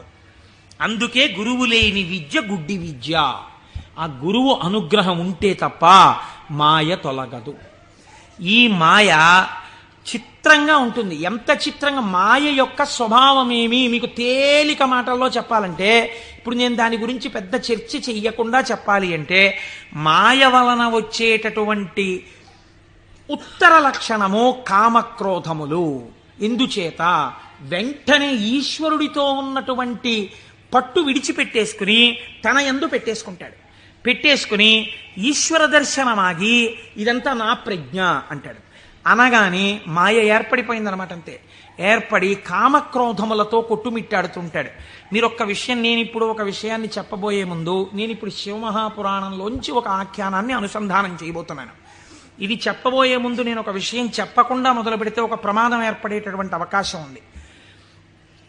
ఒక 95 సంవత్సరాల వృద్ధుడు అలా వెళ్ళిపోతూ ఉపన్యాసం అయిపోయిన తర్వాత ఒక ఆటో కింద పడబోయారనుకోండి.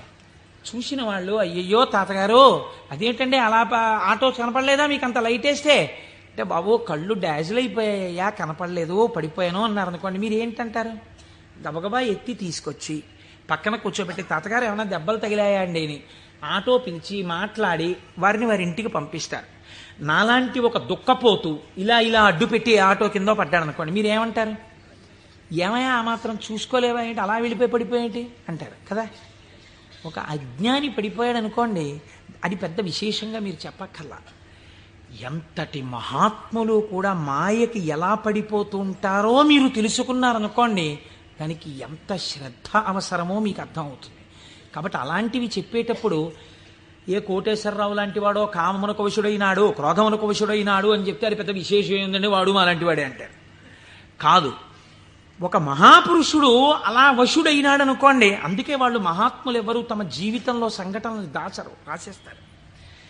మహాత్మా గాంధీ గారు జీవితంలో ఆటోబయోగ్రఫీ రాసుకున్నప్పుడు చెప్పుకున్నారు, చంద్రశేఖర పరమాచార్య స్వామి 73వ ఏట ఇప్పటికీ నన్ను ఆశ అప్పుడప్పుడు పట్టుకునే ప్రయత్నం చేస్తూ ఉంటుందని చెప్పుకున్నారు. మహాత్ములు దాచరు. కనుక చూడండి, శివమహాపురాణం మీకు ఈ జ్ఞానాన్ని ఉపదేశించడానికి ఒక అద్భుతమైన ఘట్టాన్ని తీసుకొచ్చి బోధ చేసేటటువంటి ప్రయత్నాన్ని ప్రారంభం చేస్తోంది. ఒకానొక సమయంలో నారద మహర్షి హిమవత్ పర్వతము యొక్క క్రింది భాగమునందు గంగానది ప్రవహించేటటువంటి ప్రాంతంలో పరమశివుడు ఎక్కడ కూర్చుని తపస్సు చేశాడో అటువంటి గుహలో కూర్చుని పరబ్రహ్మమును గూర్చి తపస్సు చేశాడు.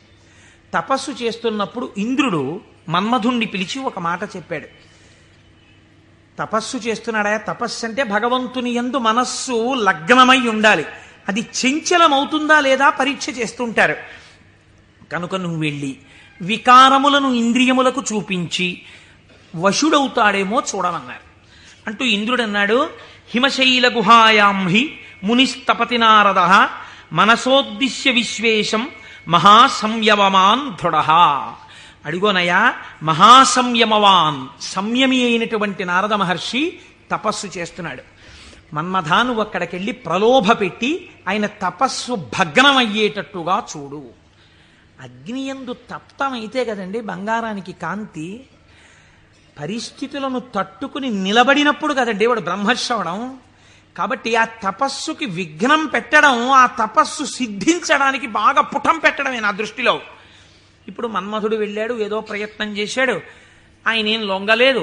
నారద మహర్షి యొక్క తపస్సు సఫలీకృతమైంది.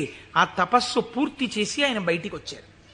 చిత్రం చూడండి, ఇంతసేపు అన్నిటినీ విడిచిపెట్టి ఒక గుహలో కూర్చొని పరబ్రహ్మానుసంధానం చేసి గొప్ప తపస్సు చేసినటువంటి నారద మహర్షి ఎక్కడికి వెళ్ళారు? ఎవరి గురించి తపస్సు చేశారో వారిని సాకారముగా చూడ్డానికి కైలాస పర్వతానికి వెళ్ళారు. వెళ్ళి ఏమని చెప్పాలి? ఈశ్వర, మీ అనుగ్రహం నా చేత తపింపచేసి తపస్సునందు నాకు సాక్షాత్కరించి నాకు జ్ఞానభిక్ష పెట్టారని చెప్పాలి. కానీ ఆయన వెళ్ళి అన్నాడు, ఇది మాయ కమ్మడం అంటే ఎంత గమ్మత్తుగా ఉంటుందో చూడండి. ఈశ్వర, హిమవత్పర్వత ప్రాంతంలో ఉన్నటువంటి గుహలో కూర్చుని నేను తపస్సు చేశాను. మన్మధుడు వచ్చి నా మీద బాణాలు వేసే ప్రయత్నం చేశాడు.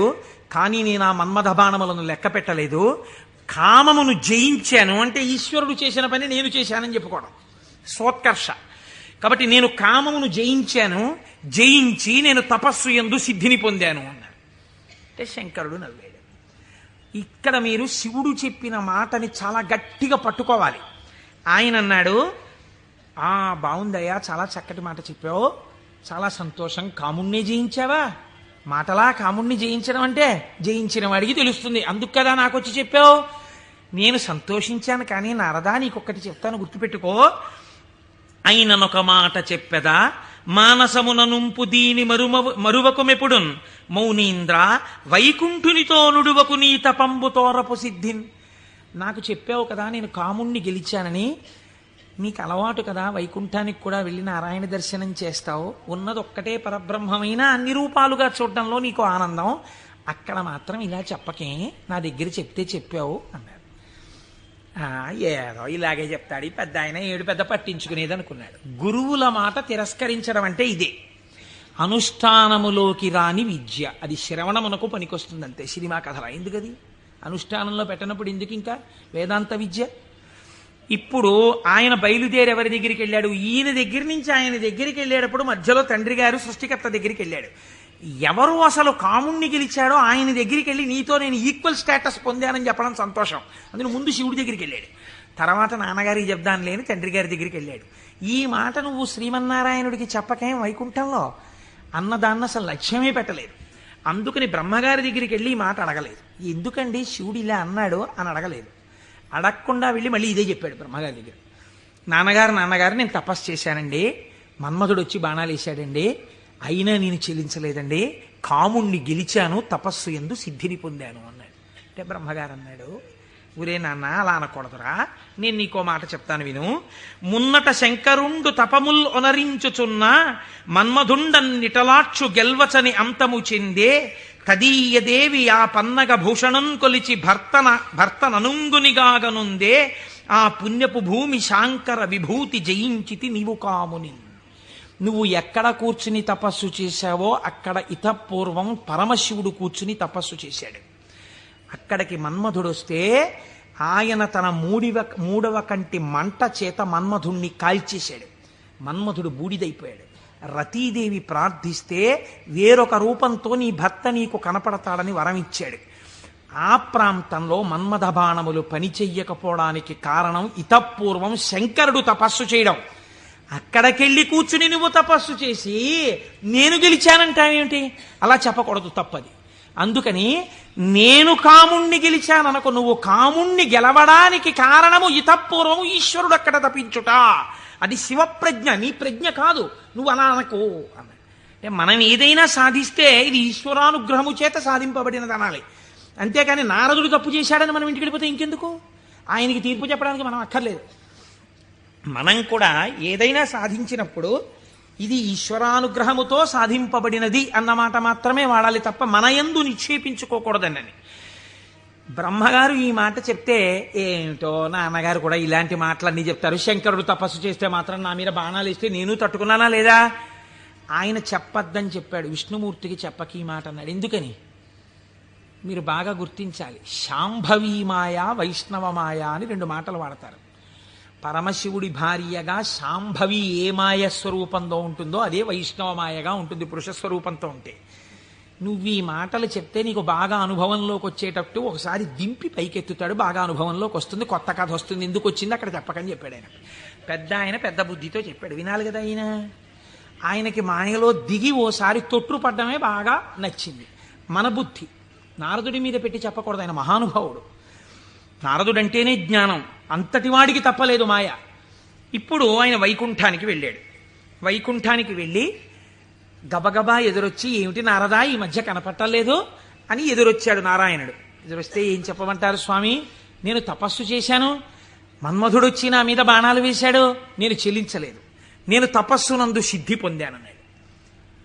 అయిపోయింది, చెప్పద్దన్న చోట చెప్పేశాడు. అనకరా అన్న మాట అనేశాడు. ఏమొచ్చింది ఇప్పుడు దానివల్ల?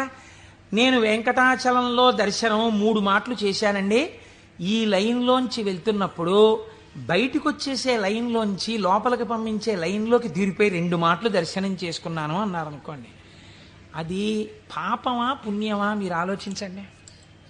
ఈశ్వరుణ్ణి దొంగచాటుగా మీకు ఆ టిక్కెట్ మీద ఒక్కసారి చూసిరా, మీకు ఎంత దర్శనం లభ్యమైతే కోట్ల జన్మలు తపించిన వాళ్ళకి దొరకని ఈశ్వరుడు నాకు ఈ మాత్రం లభించాడని సంతోషంగా బయటకు వస్తే కృతార్థత. దొంగతనంగా దూరిపోయి 2వ మాట వెళ్ళొస్తే నాకు మీకు తెలియదేమో, ఈశ్వరుడికి తెలియదండి, వెంకటేశ్వరుడికి. అంటే దొంగతనంగా 2వ మాట వచ్చావా నన్ను చూడ్డానికి అని దానికి తగిన ఫలితం ఆయన ఇస్తే ఏమవుతావు? ఎందుకు వచ్చినల్లది? ఇవే అక్కర్లేని పనులు, చెయ్యొద్దన్న పనులు చేయడం అంటే ఇలాగే ఉంటాయి. కాబట్టి ఆయనకి చెప్తే ఆయన వెంటనే అన్నాడు, అబ్బబ్బబ్బ ఎంత గొప్ప పనో, ఏది మళ్ళీ చెప్పు. నేనండి తపస్సు చేసి మన్మథ బాణాలు పడితే లొంగకుండా సిద్ధి పొందాను. అబ్బా ఎంత గొప్ప విషయమయ్యా నారదా, ఎంత సంతోషంగా ఉందో నాకు. ఎవరు చేయగలరాయా ఈ పని? శివుడు చేశాడు, నువ్వు చేశావు. ఆయనకి అర్థమైపోయింది. ఓహో, అంటే ఇప్పుడు ఈయనకి బాగా పుటం పెట్టి జ్ఞానము లోపల నిలబడేటట్టుగా చెయ్యవలసిన అవసరం ఏర్పడింది. అంతేకాని ఆయన్ని చిన్నబుచ్చడం కాదు, తొట్టుపడకుండా నిలబెట్టాలి మనం అయితే ఇప్పుడు. కాబట్టి చాలా సంతోషమోయ్ అని కౌగిలించుకుని వెళ్ళిరా అన్నాడు. ఇప్పుడు మాయ ప్రారంభం అయిపోయినట్టే కదండి, అది నడిపిస్తుంది ఎటు వెళ్ళాలో. ఈయన బయలుదేరి వెడుతున్నాడు.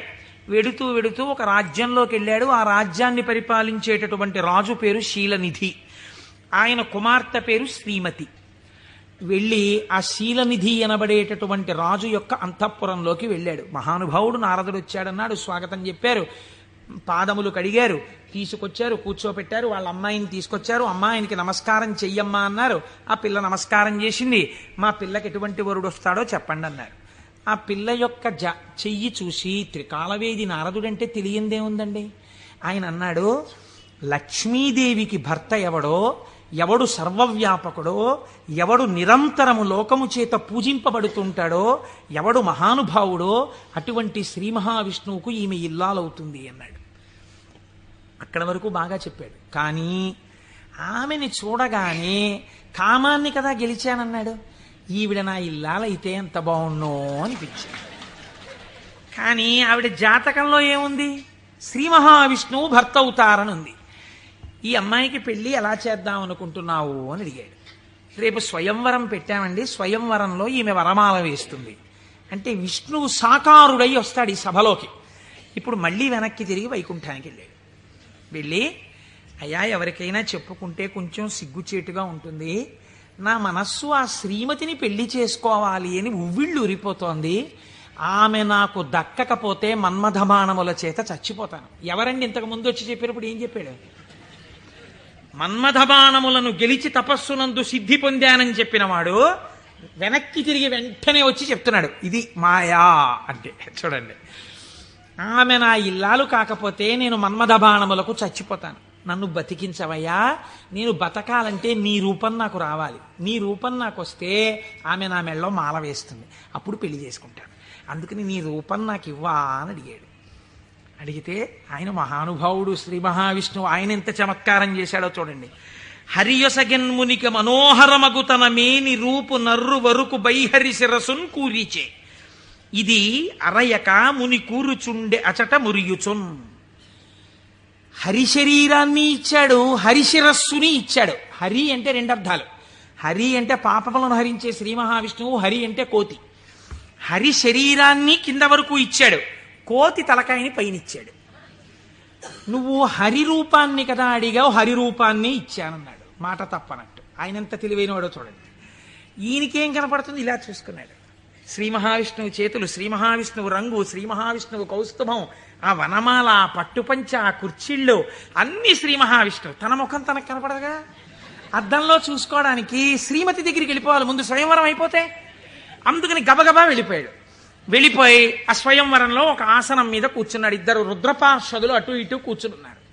వాళ్ళు అన్నారు, వీడెవడరా శ్రీ మహావిష్ణువులా పంచకట్టుకున్నాడు, మాలలు వేసుకున్నాడు, ఇటు ఆ కౌస్తుభం పెట్టుకున్నట్టు అలా పెట్టుకున్నాడు, ఆ వనమాల వేసుకున్నట్టు వేసుకున్నాడు, పైన కోతి మొహం, వీడిని ఎవరు పెళ్లి చేసి ఎలా శ్రీమతి మాల వేస్తుంది, ఇటు ఇలా వచ్చాడేమిటి అంటున్నారు. ఆయనకి ఎంతసేపు యావని వినిపిస్తోందంటే నా మెళ్ళో మాల వేసేస్తుందని కుళ్ళిపోయి వీళ్ళు ఇలా అనుకుంటున్నాడు.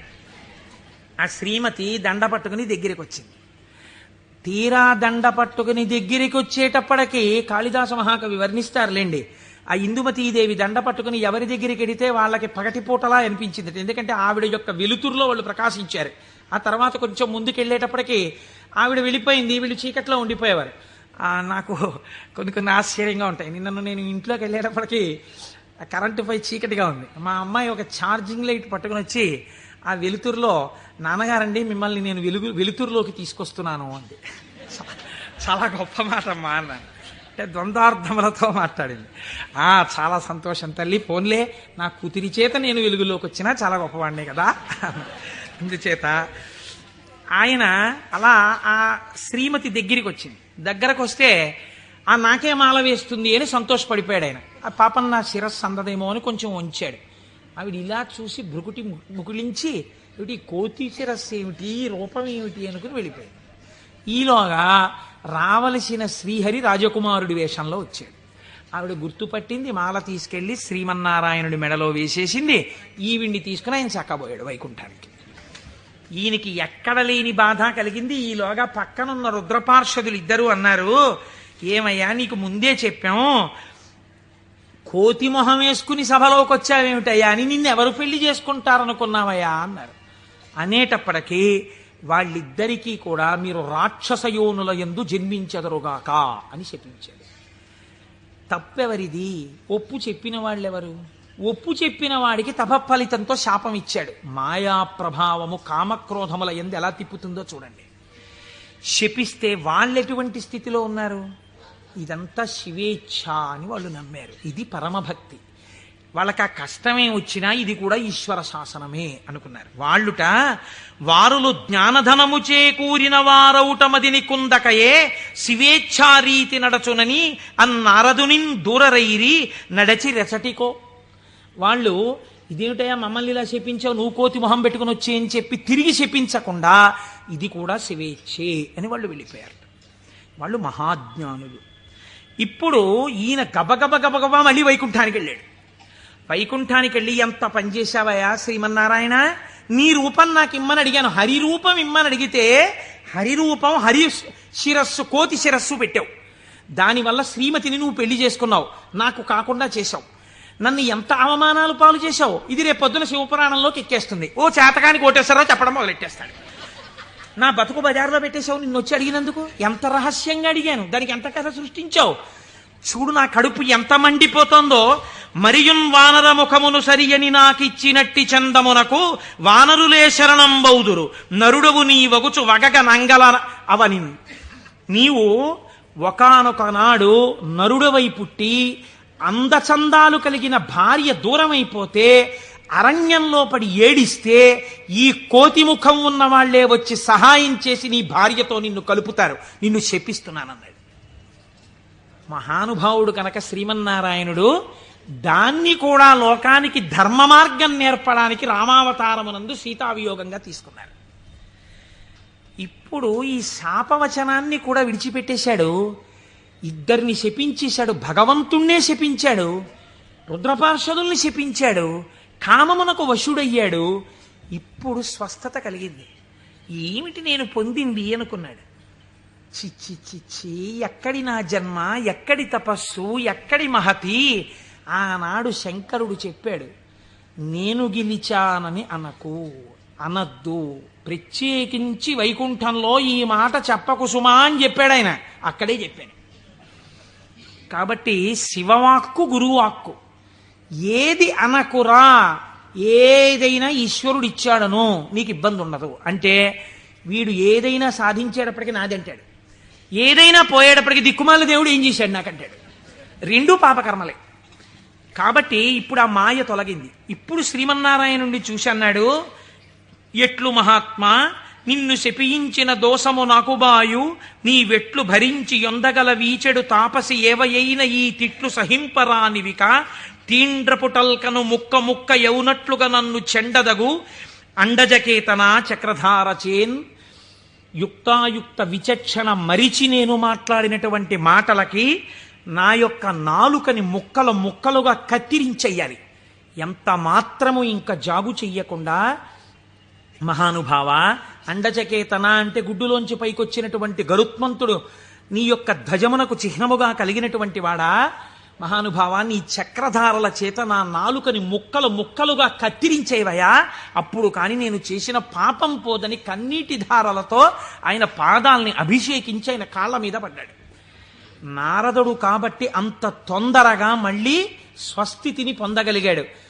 మనం కొన్ని కోట్ల జన్మలు తిరుగుతుంటాం. మీరు చూడండి, రామాయణంలో సీతావియోగానికి కారణమైంది ఒక రజకుడి మాట. అదే రజకుడు మళ్ళీ ద్వాపర యుగంలో రజకుడిగా వచ్చాడు.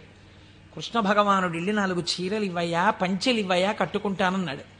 ఎట్టట్రా మనుజేంద్ర చేలమలు మీ కియ్యంబాడియే మిరలుం కట్టంబోలుదురే, పయోఘృతదది క్షీరంబులన్మెక్కి ఇట్లాడంజనుగాక, గొల్లలకు మీకి భంగి నోరాడిడిన్ కట్టా ప్రణంబులు కొలుపోయదుసు మీ కంసోద్ధతిన్ బాలక.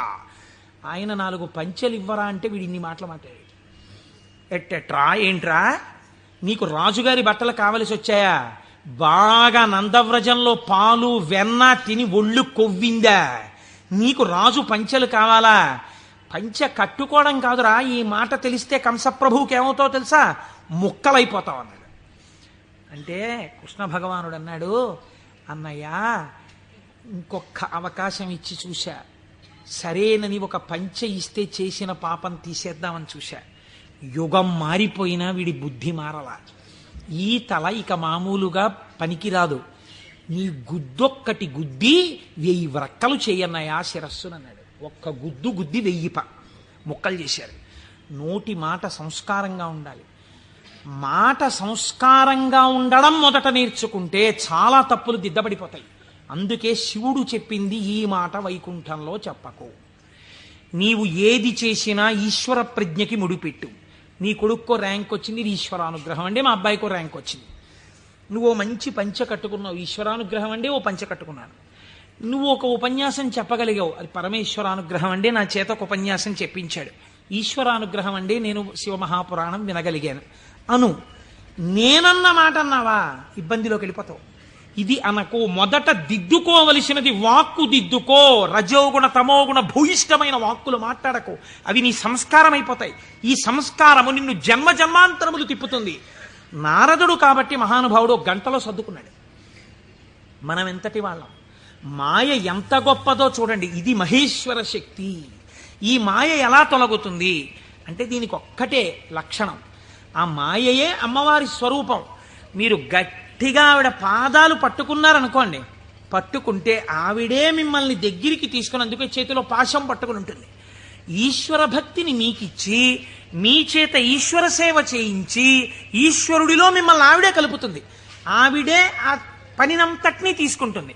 ఇది చిత్రంగా ఉంటుంది. ఎలా ఉంటుందంటే, తరచుగా చెప్తూ ఉంటాను నేను ఒక కత్తి నేను అలా వెడుతూ ఉంటే రోడ్డు మీద ఒక దొంగ పరిగెత్తుకుంటూ కత్తి పట్టుకుని నా వెనక వచ్చాడు అనుకోండి, నేను పరిగెడుతుంటాను. దొంగ కత్తి పట్టుకుని నా వెంట పరిగెడుతుంటాడు. నేను ముందు పరిగెడతాను, నా వెనక దొంగ పరిగెడుతుంటాడు. పరిగెడుతుండగా దొంగ రాయి తన్నుకుని పడిపోయి కత్తి అంత దూరంలో పడిపోయింది అనుకోండి. ఇప్పుడు నేను నిజానికి దొంగని ఏం చేయగలిగిన ధైర్యం నాకేం లేదు, కానీ కత్తి తీసుకుని ఇలా నిలబడ్డాను నేను. దొంగ పరిగెడుతున్నాడు. ఇప్పుడు ఎందుకు పరిగెడుతున్నాడే? దొంగ చేతి కత్తి నా చేతిలోకి వచ్చింది. ఇన్నాళ్ళు మిమ్మల్ని తిప్పిన కామం, ఆ కామపాశాలు అమ్మవారి పాదాలు పట్టుకుంటే భక్తి పాశాలుగా మారిపోయాయి. ఈ మార్పుకి మీరు అమ్మవారి పాదాలు పట్టుకుంటే చాలా ఆవిడ మాయాశక్తి, ఇటు తిప్పిన ఆవిడ అటు తిప్పేస్తుంది. మాయాపాశాన్ని భక్తిపాశం చేసేస్తుంది. లోకమనందు తిరిగిన పంచతన్మాత్రల్ని ఈశ్వరుడి వైపుకి తిప్పేస్తుంది, తిప్పేసి ఈశ్వరుడిలో కలిపేస్తుంది. కాబట్టి ఇప్పుడు మీరు మాయా అన్న అవనికని పైకెత్తి శివుడితో కలుపుతుంది. ఇది మహేశ్వరుణ్ణి చేరుకోవడానికి మార్గం. ఆ మార్గమునకు మొట్టమొదటి పొరపాటు వాక్కునందు కలుగుతుంటుంది. ఈ వాక్కునందు అలా చెయ్యకో, ఈశ్వర ప్రజ్ఞని గుర్తెరుగు, ఈశ్వరానుగ్రహాన్ని గుర్తెరుగు. ఇది మనకి బోధ చెయ్యడం ఈ మాహేశ్వరనామమును, మహేశ్వరనామాన్ని అడ్డుపెట్టి మనకి నేర్పింది. ఇదే పరమశివుణ్ణి పక్కనే ఒక చిత్రమైన నామంతో పిలుస్తారు, శంభు అని పిలుస్తారు. శంభు అంటే ఏమిటో తెలుసా అండి? శం అంటే నిరతిశయమైనటువంటి సుఖము లేదా సుఖము, భావయతి కల్పించువాడు. మీరు చూడండి, ఒక వస్తువు ఉంటుంది, ఆ వస్తువు యొక్క సుఖానుభూతిని మీరు ఎప్పుడు పొందుతారు? ఒక వస్తువు యొక్క సుఖానుభూతిని మీరు ఎప్పుడు పొందగలరు అంటే ఆ వస్తువు మీ చేత అనుభవింపబడినప్పుడు. ఉదాహరణకి నాకు ఒక లడ్డు అంటే చాలా ఇష్టం అనుకోండి. ఆ లడ్డూని తీసుకొచ్చి మీరు ఇలా చూపించి, కోటేశ్వరారు మీకోసమే తెచ్చాం ఈ లడ్డు అన్నారనుకోండి.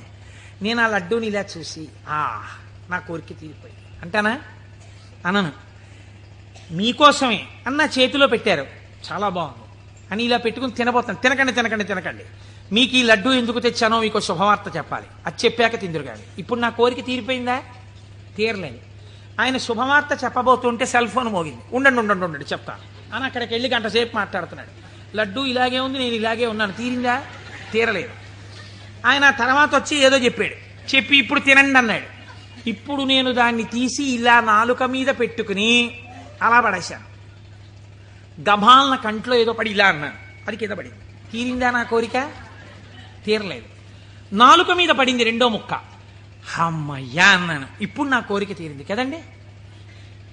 వస్తువు ఉండడానికి, అది మీ అనుభూతిగా మారడానికి మధ్యలో చాలా తేడా ఉంటుంది. ఈ శక్తి మీ యందు నిలబెట్టేవాడు ఈశ్వరుడు. అందుకే ద్రాపే అంధస్సస్పతే దరిద్రం నీలలోహిత అంటుంది రుద్రాధ్యాయం.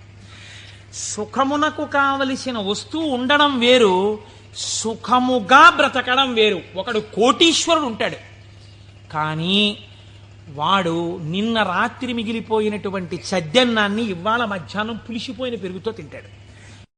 కేవలం సుఖానుభవం కాదు.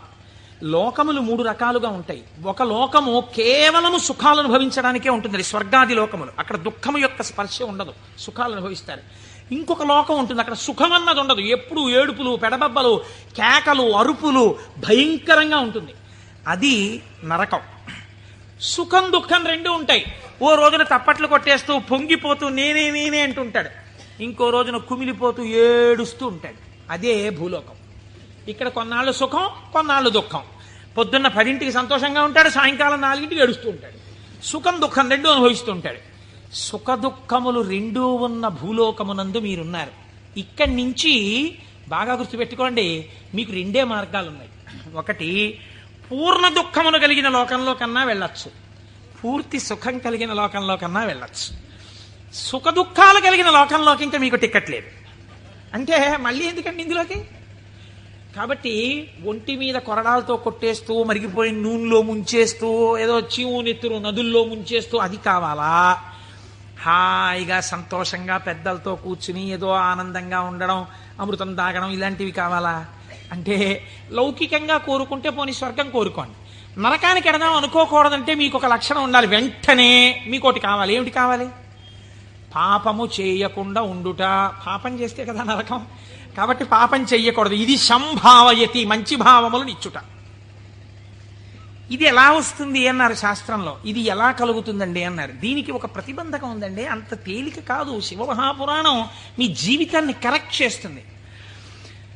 మీరు చూడండి, ఒక తేలిక మాట, ఒక వెలితి మాట ఒకటి మనం మాట్లాడతాం. కోటేశ్వరారు చతుర్ముఖ బ్రహ్మగారు మేము లలాటం మీద రాసేసాడండి, రామాయణం చెప్పు, భాగవతం చెప్పు, శివపురాణం చెప్పని చెప్పేస్తారు మీరు. మా లలాటం మీద రాసేశాడు, చీకటి పడేటప్పటికీ మాకు ఎటో లాగేస్తుంది మనస్సు వెళ్ళిపోమ్మని, అందుకని మేము రామ్ పురాణానికి అంటాడు ఒకడు. అది తప్పు. అలా ఉండమని చెప్పలేదు శాస్త్రం. తిలకధారణము అన్న మాట ఎందుకు ఇచ్చారో తెలుసా అండి? మీ యొక్క ఆలోచన సరళిని మార్చుకొని గత జన్మలుగా తరువుకొస్తున్న వాసనలని జయించడానికి, మీకు పార్వతీ పరమేశ్వరుల అనుగ్రహం కలగడానికే మీరు విభూతి తీసుకుని లలాటమునందు పెట్టుకుని బొట్టు తీసుకుని ఆజ్ఞాచక్రం మీద పెట్టుకుంటారు. ఇప్పుడు పార్వతీ పరమేశ్వరులు మీ లలాటమునందు వసించి ఉన్నారు. దీనివల్ల ఏం జరుగుతుంది అంటే, లలాట లిఖితారేఖ పరిమాస్త్రం నశక్యతే, ఇది కదా సామాన్య సిద్ధాంతం. బ్రహ్మగారు రాసిన రాత మారదు. కానీ మీరు తిలకధారణం చేసి విభూతి పెట్టుకోగానే మీ ఆలోచన సరళి ఎందు మార్పు వస్తుంది. ఎందుకు వస్తుందో తెలుసా అండి? మీరు చూడండి, ఒక ఆయన దగ్గరికి మీరు వెళ్ళేటప్పటికీ ఇలా విభూతి పెట్టుకుని ఇంత బొట్టు పెట్టి కూర్చున్నాడు అనుకోండి, ఈయన అడిగితే కొంచెం సౌమ్యంగా చెప్తారేమో అనిపించేస్తుంది మీకు గబుక్కుని వెంటనే. ఏమీ లేకుండా కొరకొర చూస్తున్నాడు అనుకోండి, బాబా ఆయన దగ్గరికి ఎందుకు లేండి అనిపిస్తుంది. అసలు మీరు భస్మ బొట్టు కనపడేటప్పటికి సాత్విక ప్రవృత్తి ముఖంలో కనపడిపోతుంది. సరికదా, ఆజ్ఞాచక్రం మీద బొట్టు అమ్మవారి యొక్క అనుగ్రహం. అమ్మవారి అనుగ్రహం ఆజ్ఞాచక్రం మీద ప్రసరణం మొదలవగానే మీ బుద్ధి యందు ఆలోచన మారిపోతుంది. మారిపోయి మనం ఈ పని చెయ్యొద్దు, మనం ఎందుకు ఈ పాపం చేయడం, మనం ఇంక ఇవాళ నుంచి ఇది చెయ్యొద్దు, మనం పురాణానికి వెళ్ళిపోదాం, మనం శివాలయానికి వెడదాం, మనం వెంకటేశ్వరుడి గుడికి వెడదాం, ఎన్నాళ్ళు ఈ తప్పుడు పని చేస్తాం, మనం చెయ్యొద్దు అని మీ యందు ఒక పూనిక రావడం ప్రారంభం అవుతుంది. అందుకని ముందు శరీరమును అలంకృతం చేసి లోపల మనస్సుని సంస్కరించడం దగ్గరికి వెళ్ళారు. మీరు మనస్సుని జయించలేకపోతే. పెద్దలు ఏదో ఉత్తినే హాస్యాస్పదంగా పెట్టలేదండి ఇవేవిని. కనుక తిలకధారణ చేసి భస్మ పెట్టుకోమని చెప్పారు. ఇప్పుడు మీరు అలా చెయ్యడం ప్రారంభిస్తే ఏమవుతుంది? అలా చెయ్యడం ప్రారంభిస్తే మీకు దుఃఖమును స్వీకరించి దుఃఖము నుండి బయటపడతారు. ఇది చిత్రంగా ఉంటుంది. ఇప్పుడు మీకు ఎందుకు ఈ ఆలోచనలు, పాపభూయిష్టమైన ఆలోచనల వైపు ఎందుకు తిరుగుతోంది మనస్సు అంటే, దానికి రజోగుణ తమోగుణ ప్రవృత్తి ఉంది. 3 గుణాలు ఉన్నాయి లోకంలో, సత్వము రజస్సు తమస్సు. ఇది ఎప్పుడూ కూడా ఆయన అలాగే చెప్తాడు కానీ హాయిగా పనిచేసేట్టు ఎంత సుఖంగా ఉంటుంది, ఒంట్లో ఓపిక ఉన్నప్పుడు చేయాలి, ఆయనకి ఏముంది అలాగే చెప్తాడు. అలా చేస్తూ కూర్చుంటానేంటి, సుఖంగా అనుభవించు అంటుంది.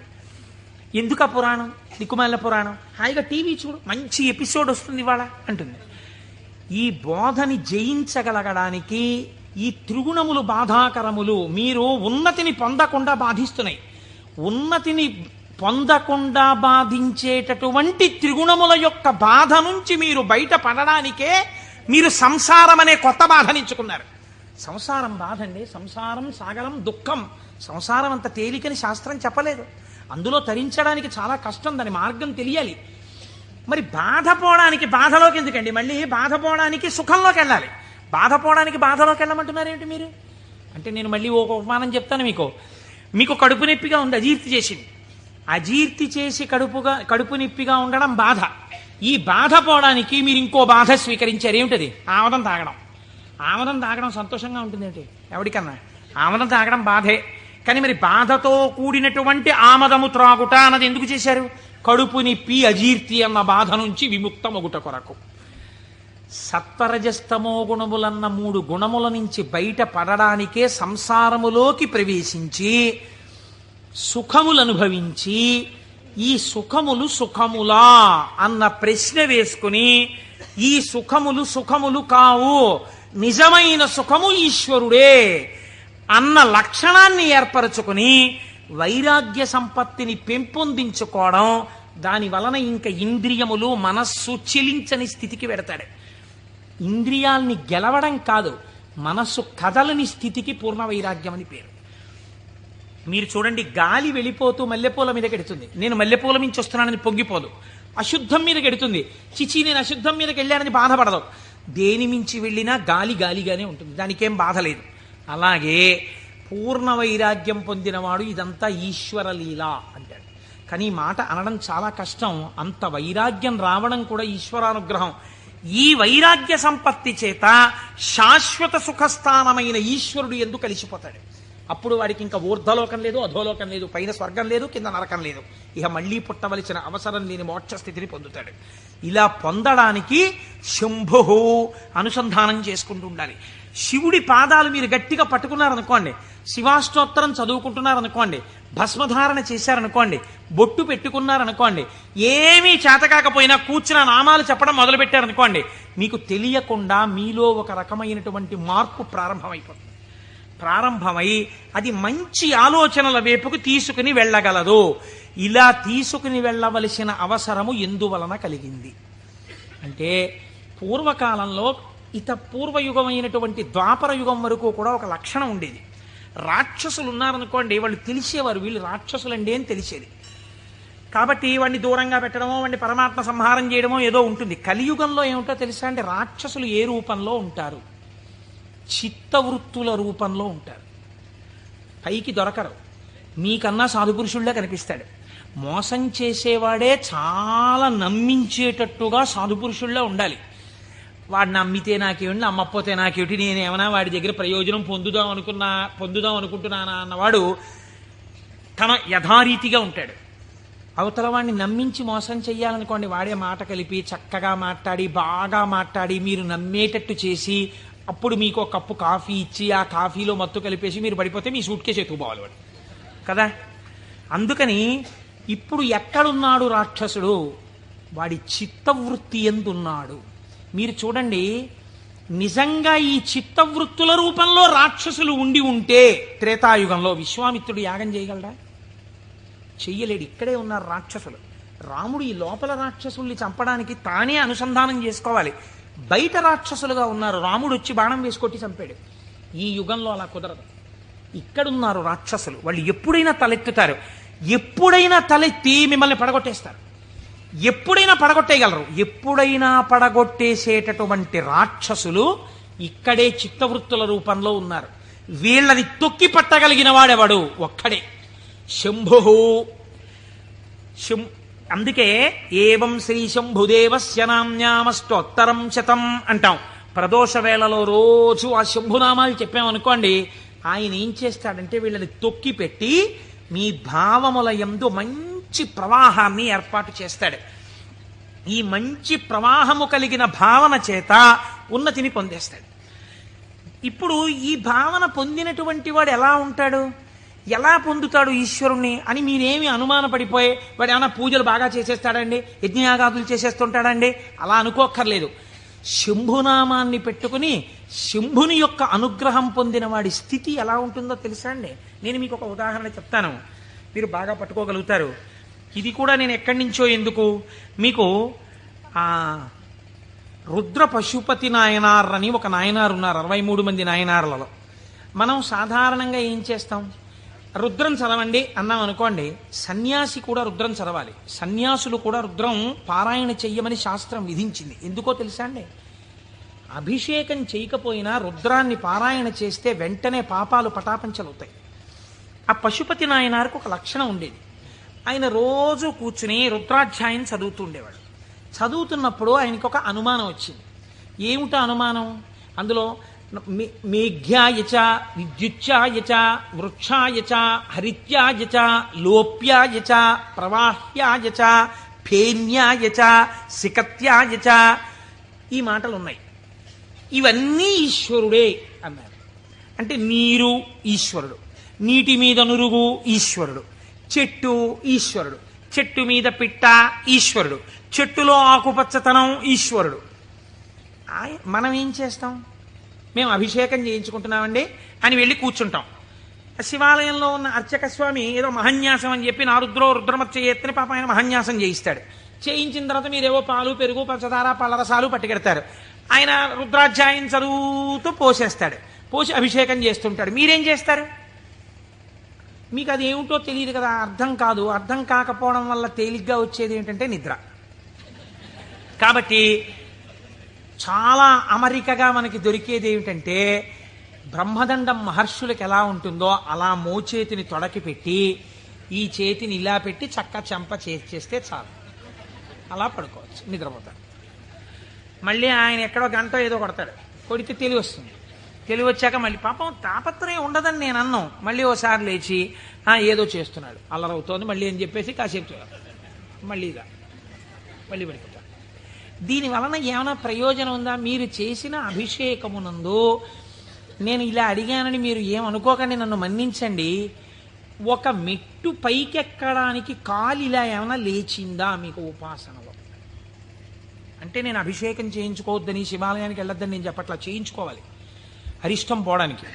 కానీ మీ ఉపాసనలో మీరు మెట్టు ఎక్కారా? కాదు కదా. ఇది రుద్రం పారాయణ చేయడం అంటే ఇది. ఆయన అన్నాడు, ఆ నాయనారు ఆయనకు ఒక చిత్రమైనటువంటి ఆలోచన వచ్చింది. ఆయన తిరుమలయారనబడేటటువంటి ప్రాంతంలో ఉండేవాడు. ఆయన ఈ రుద్రం చదివి చదివి చదివి చదివి అన్నాడు, ఆకాశం ఈశ్వరుడు, మేఘం ఈశ్వరుడు, నీరు ఈశ్వరుడు, నురుగు ఈశ్వరుడు, చెట్టు ఈశ్వరుడు, పిట్ట ఈశ్వరుడు. కాబట్టి నేను ఇంట్లో కూర్చుని ఇవన్నీ చెప్తుంటే ఉపయోగం ఏంటి? నేను ఈశ్వరుడిలో చేరిపోయి ఈశ్వరానుభూతిని పొందుతానన్నాడు.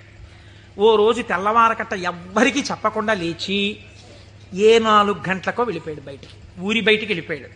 ఆ కొండ మించి ఒక సెలయేరు జాలువారుతోంది. గబగబా వెళ్ళాడు. ఆ సెలయేట్లో నడుంలోతు నీళ్లలో నించున్నాడు. నించుని చెట్టు వంక చూశాడు. నిశ్శబ్దంగా ఉంది వాతావరణం. ఆ కొండ కనపడింది, చెట్లు కనపడ్డాయి, చెట్ల యొక్క ఆకుపచ్చని కొమ్మలు కనపడ్డాయి. అంత నిశ్శబ్దంలో గలగల పారుతున్నటువంటి సెలయేటి శబ్దం వినపడుతోంది. ఆ నీటి మీద వెళ్ళిపోతున్న నురుగు కనపడింది. ఆయన వెంటనే ఆ ఒంటికి తగిలిన చల్లతనంలో ఈశ్వరుడు కౌగిలించుకున్న అనుభూతిని పొందాడు. ఇవి ఈశ్వరుడు కదా, నేనిప్పుడు ఈశ్వరుడిలో ఉన్నాను నీటిలో. కాబట్టి నేను నా కళ్ళతో చూస్తున్న మేఘం ఈశ్వరుడు, నేను మొలలోతులో ఉన్నది ఈశ్వరుడు, ఇలా వెడుతున్నది ఈశ్వరుడు, నేను చూస్తున్న ఆ కదులుతున్న ఈశ్వరుడు. నాకు ఇంట్లో చదువుతున్నప్పుడు అలా బిగిసిపోయినట్టుగా ఉన్న ఈశ్వరుడు కనపడేవాడు. ఇప్పుడు ఇన్ని చేతులతో కాళ్లతో కదులుతూ నన్ను కౌగిలించుకున్నాడు ఈశ్వరుడు అని గట్టిగా గొంతెత్తి నమ పేన్యాయ చ సికత్యాయ చ ప్రవాహ్యాయ చ నమ వృక్షాయ చ హరిత్యాయ చ లోప్యాయ చ అని పారాయణ చేశాడు. ఆ పారాయణ చేస్తూ ఆనందం అనుభవించేసి బయటికి రాలేక బయటికి వచ్చేవాడు. బయటికి వచ్చి ఒళ్ళు తుడిచేసుకుని పొడిబట్ట కట్టుకుని ఇంటికి వెళ్ళిపోయేవాడు. మళ్ళీ మధ్యాహ్నం అయ్యేది. ఆ చెరువు దగ్గరికి వెళ్ళి సంధ్యావందనం చేసుకుంటాననేవాడు. మళ్ళీ వెళ్ళిపోయి మళ్ళీ అందులో నించునేవాడు. మళ్ళీ శివుడు అబ్బా కదులుతున్నాడు. అవుగో అవే ఆయన చేతులు, నా స్వామి ఇలా ఇలా అంటున్నాడు, చేతులు ఊపుతున్నాడు, రా రా రా అని పిలుస్తున్నాడు, అవే కొమ్మల రూపంలో ఊగుతున్నాయి. నా స్వామి ఇదిగో ప్రవహిస్తున్నాడు. నా స్వామి వేదం ఋషులకి చెప్పినప్పుడు ఇలాగే వినపడి ఉంటుంది, అదిగో ఝరి శబ్దం వినపడుతోందన్నాడు. మొన్న మేము తిరుమల వెళ్ళి పాండవుల తీర్థం కింద దగ్గర కూర్చుంటే వెనకాతల నుంచి నదీ ప్రవాహం వెడుతుంటే చప్పుడు వచ్చింది. కాసేపు ఆగి మీరు ఆ శబ్దాన్ని వినండి అన్నాను నేను. ఆ వినండి అనడం వెనకాతల నా భావన అదే. ఇప్పుడు ఈశ్వరుడు చెప్తున్నటువంటి వేదం ఋషులకు ఎలా చెవుల్లో వినపడిందో అలా నాకు ఈశ్వరవాణి వినపడుతోంది అన్నాడు. మళ్ళీ నిలబడిపోయాడు. మళ్ళీ నమ సోమాయ చ రుద్రాయ చ నమ స్తామ్రాయ చ అరుణాయ చ నమ శంగాయ చ పశుపతయే చ నమ ఉగ్రాయ చ భీమాయ చ అంటూ మళ్ళీ రుద్రం చదువుతూ మళ్ళీ అంతటా ఈశ్వరుడే నన్ను గట్టిగా పట్టుకున్నాడు నీళ్లల్లోని. అదే ఈ చల్లతనం. ఎంత చల్లగా ఉంటాడో మా స్వామి. ఒంటి నిండా చల్లటి పాములు, చంద్రమౌళి, ఆ గంగా చల్లగా ఉంటాడు కదా, చల్లగా నన్ను పట్టేసుకున్నాడు. బాబోయ్ ఎంత గట్టిగా పట్టుకున్నాడో అన్నాడు. నీళ్లల్లో మునిగానం లేదు, ఈశ్వరుడు నన్ను గట్టిగా పట్టుకోవడం వల్లే నాకు ఇంత చల్లగా ఉందన్నాడు. ఈశ్వరుడు పట్టుకోవడం వల్ల అబ్బా నాకు ఎంత సంతోషంగా ఉందో అన్నాడు. ఈ సంతోషంలో రుద్రం చెప్తున్నానన్నాడు. అవుగో ఇలా చేతులు ఊపుతున్నాడన్నాడు. అంత ఈశ్వరుణ్ణి చూస్తున్నాడు. చూస్తూ పొంగిపోతూ ఆ రుద్రం తడబడిపోతూ చెప్పేవాడు. మళ్ళీ పైకి వచ్చేవాడు, పొడిబట్ట కట్టుకునేవాడు, వెళ్ళిపోయాడు. మళ్ళీ బాగా చీకటి పండించేవాడు. ఒక్కసారి అక్కడ కూర్చుని జపం చేసుకుంటానని మళ్ళీ వెళ్ళేవాడు, మళ్ళీ నీళ్లలో దిగేవాడు. మళ్ళీ ఈశ్వరుడు గట్టిగా పట్టుకున్న అనుభూతి పొందేవాడు. మళ్ళీ రుద్రం చెప్పేవాడు. ఇది కొన్నాళ్ళు అయిపోయిన తర్వాత ఏమైందంటే తను అలా అడుగులేసి ఎడుతుంటే గాలి ఇలా తగిలేది. కాళహస్తి నుంచి వాయులింగ రూపుడైన నా స్వామి వచ్చి నన్ను ఒక్కసారి ఇలా పిలిచి కోటేశ్వరరావు ఒకసారి పలకరిద్దామని వచ్చాను కాళహస్తి నుంచి అంటున్నాడు. అమ్మా స్వామి తగిలాడు ఇక్కడ, అబ్బా స్వామి నమస్కారం అంటున్నాడు. ఇప్పుడు ఎక్కడ లేడు ఆయనకి. అలా వెడుతూ పైకి చూశాడు, అబ్బో అనంతంగా పెరిగిపోయిన నా స్వామి ఆకాశ రూపంలో కనపడుతున్నాడని మళ్ళీ నమస్కారం చేసేవాడు. కపర్దీ నమ కపర్దినీచా అనేవాడు. ఇలా రాను రాను రాను రాను ఏమైపోయిందంటే ఎవరు కనపడినా ఆయనకి ఈశ్వరుడే కనపడేవాడు.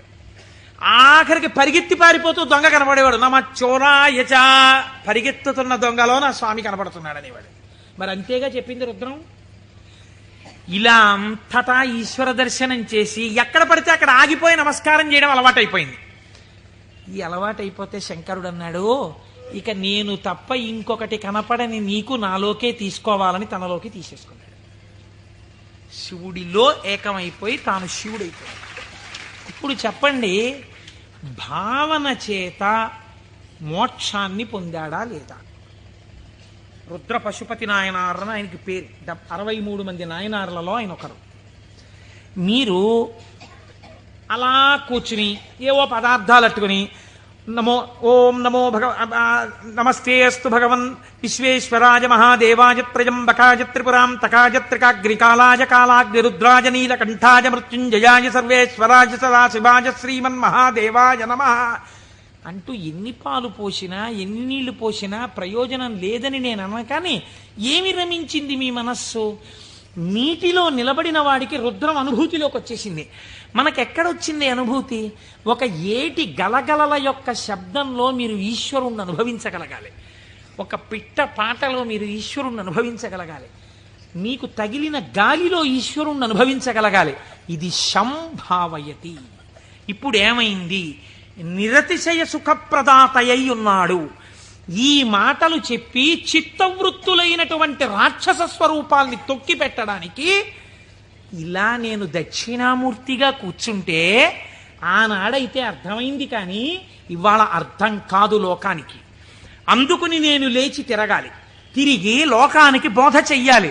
బోధ చేసి నేనే శంభుస్వరూపమై లోకాన్ని శివుడి వైపుకి తిప్పాలనుకున్నట్టు ఒక ఆయన. ఎవరైనా దక్షిణామూర్తి మౌనాన్ని విడిచిపెట్టేట. విడిచిపెట్టి మహానుభావుడు ఎలా నడిచి వెళ్ళాడు అన్నారు. అజ్ఞానాంతర్గహన పతితానాత్మ విద్యోపదేశైః త్రాతుం లోకాన్ భవదవశిఖాతాపపాపచ్యమానాన్ ముక్త్వా మౌనం వటవిటపినో మూలతో నిష్పతంతి శంభోర్మూర్తిశ్చరతి భువనే శంకరాచార్య రూపా. ఆనాడు ఇలా కూర్చుంటే అర్థమైంది, కానీ ఇవాళ నేను వటవృక్షం కింద ఇలా మౌనంగా కూర్చుంటే ఎవ్వరికీ అర్థం కాదు. వీళ్ల చిత్తములలోనే ఉన్న రాక్షసులను తొక్కి పెట్టడానికి నేనే వెళ్ళి నలుచెరగులా నేనే తిరిగి నేనే నిలబడి వీళ్ళు ఏ స్థాయిలో ఉన్నా వాళ్ళని ఉద్ధరించడానికి కావలసిన స్తోత్రముల దగ్గర నుంచి భాష్యముల వరకు ఇద్దామని ఆ దక్షిణామూర్తి మౌనమును విడనాడి ఈ భూమండలము మీద శంకరాచార్య రూపముగా తిరిగారట.